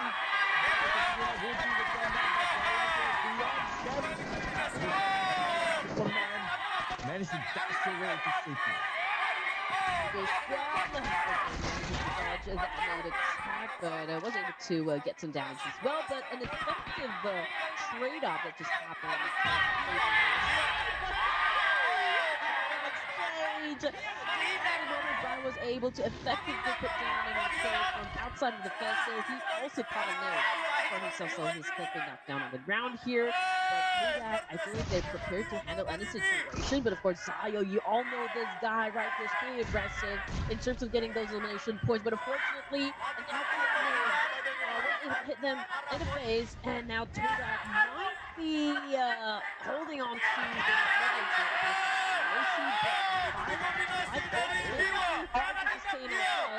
which of course brings us down to this situation. 9 being the only player remaining here, holding onto a shotgun, and that is it for Toda. They won't be able to get taken out of the equation here just because of their current situation. And Toda, 9 on the other side, 50% of health. Okay, and it's within that smoke. Tricks cooking up the sneak. You can lob it in. You can lob it in nicely. You can get it. That wall blocking his name. But Scam Show at the right timing to knock down Tricks. And now the rest of Trial Messi, they have to respond. Man, Trix was a little slow in the trigger there, but good follow through coming from Rig, I can say. But coming off the kill feed, it's Tony K getting, of course, laid down in the coffin. But for him to get picked up, perhaps, you know. We're looking at the situation here still with Tribe Macy versus Toda. We've got Scam on the screen here. Final play dealing with it. Tribe Macy. Scam was able to put down one player coming from Tribe Macy. The fight continues on, but Tribe Macy at the end of the clash remains to be victorious, which brings us down to 16 remaining here, ladies and gents. Oh, calm down, people. We're only stage 4, and there are already 6 teams left. Okay, maybe more to come, or maybe teams are starting to chill, but all right. More to come here. Champions Esports against Vampire Esports. Atomic should be able to secure these elimination points. Now dominating with at least 5. Make that 6. Get the 2 players of Vampire Esports in the building across. And here comes the other members of Champions. Okay, here we go. It's nice to see that Champions, manages to be in the top 6 for this round. And also was able to bag 6 elimination points for themselves, so it is quite a good start, for Champions in the wrangle. Now here comes Vampire Esports down to Sweps and Newsy here. It's a tandem. Can they be the dynamic duo for the side of Vampires here to save the day? Newsy on prone, picking up the vibe coming from BTR from that direction. So they probably was able to get away with the situation that, their enemies will be coming from that side of town. Champions Esports continues to gauge this compound right up in front of them, checking out their enemy's position so far, and I feel like they're just really waiting for that right opportune moment as well to snatch that compound from the hands of Tribe Aeromacy. I mean, when it comes to Battle Royale, you also need to perfect or master when to peak at this point. Oh, it looks like these teams when they want to, their mastery level is top notch because they're making very quick decisions. What's happening right now? Just call out Urkas in the corner, followed by Venom, and you finish off Urkas just like that. Tribe Messi, Rick will be gunned down, and now Venom on the 2nd floor. Okay, cooking the snake. Is anyone going to step into his booby trap? Looks like the answer is no, not yet. I mean, Venom continues to be poisonous, and Zayo turned his back, paving the way for Kina to shut him down. And now looking at Atomic here, Champions Esports, wow, he's still trying his best, of course, to win this fight against Tribe Aeromacy. And with an accurate nade coming from Kino, that was a confirmation coming through of Venom already out of the game, which is, of course, brings us down to the final 5 teams remaining. Here we got Horror at the top of the chart here, a big chance to score the chicken dinner, followed by BTR. So BTR obviously going for the 3rd chicken dinner. yeah, chicken dinner of the day here. But of course, they still have to deal with the other 4 teams remaining in this fight. Shrap's taking in some damage coming from Champions Esports. I mean, obviously, Champions being on the aggressive side here. They are on the offense up against Vampire. Just Vampire waiting for them to kind of like step into where they are exactly. And the circle will shift as well. Let's see if it goes to BTR or maybe somewhere else. Oh, it goes up north. Okay, BTR still in it. Get it with Aura Esports. We're gonna share the circle for now. But this compound, it has to end since the circle is not on them. Vampire Esports and Champions Esports. Maybe either one will survive, or maybe even both. It's Vampire Esports, they do have that vehicle behind them that they can rotate away. Okay, so this is gonna be the sequence of fight, I feel. So there's a need for Vampire Esports to settle the business with Champions, obviously, because, well, whoever, like, wins the fight here will then, of course, get into the safe zone, right? I mean, we'll have a spot in the circle. And only one team will be able to do that, so the fight is inevitable for now. For Thrives, okay, they are going for the reposition now, close with like where BTR is currently at. Satar was left behind outside of the zone here, of course, keeping a close eye onto the boys of Thrives. But now we got Cairo down on the ground by Federal as the BTR! Oh, and here's Satar as well. Now on the lower ground, he's managing the one player of 4 Thrives to the outside circle. We're back on the Vampire Esports against Champions. And looks like Nuzi gunned down, shrugged by the player for Vampire Esports. Just pull off a miracle here. And looks like Champions Esports will deny that away, as they are currently on the rampage. 10 elimination points, leaving us with a total of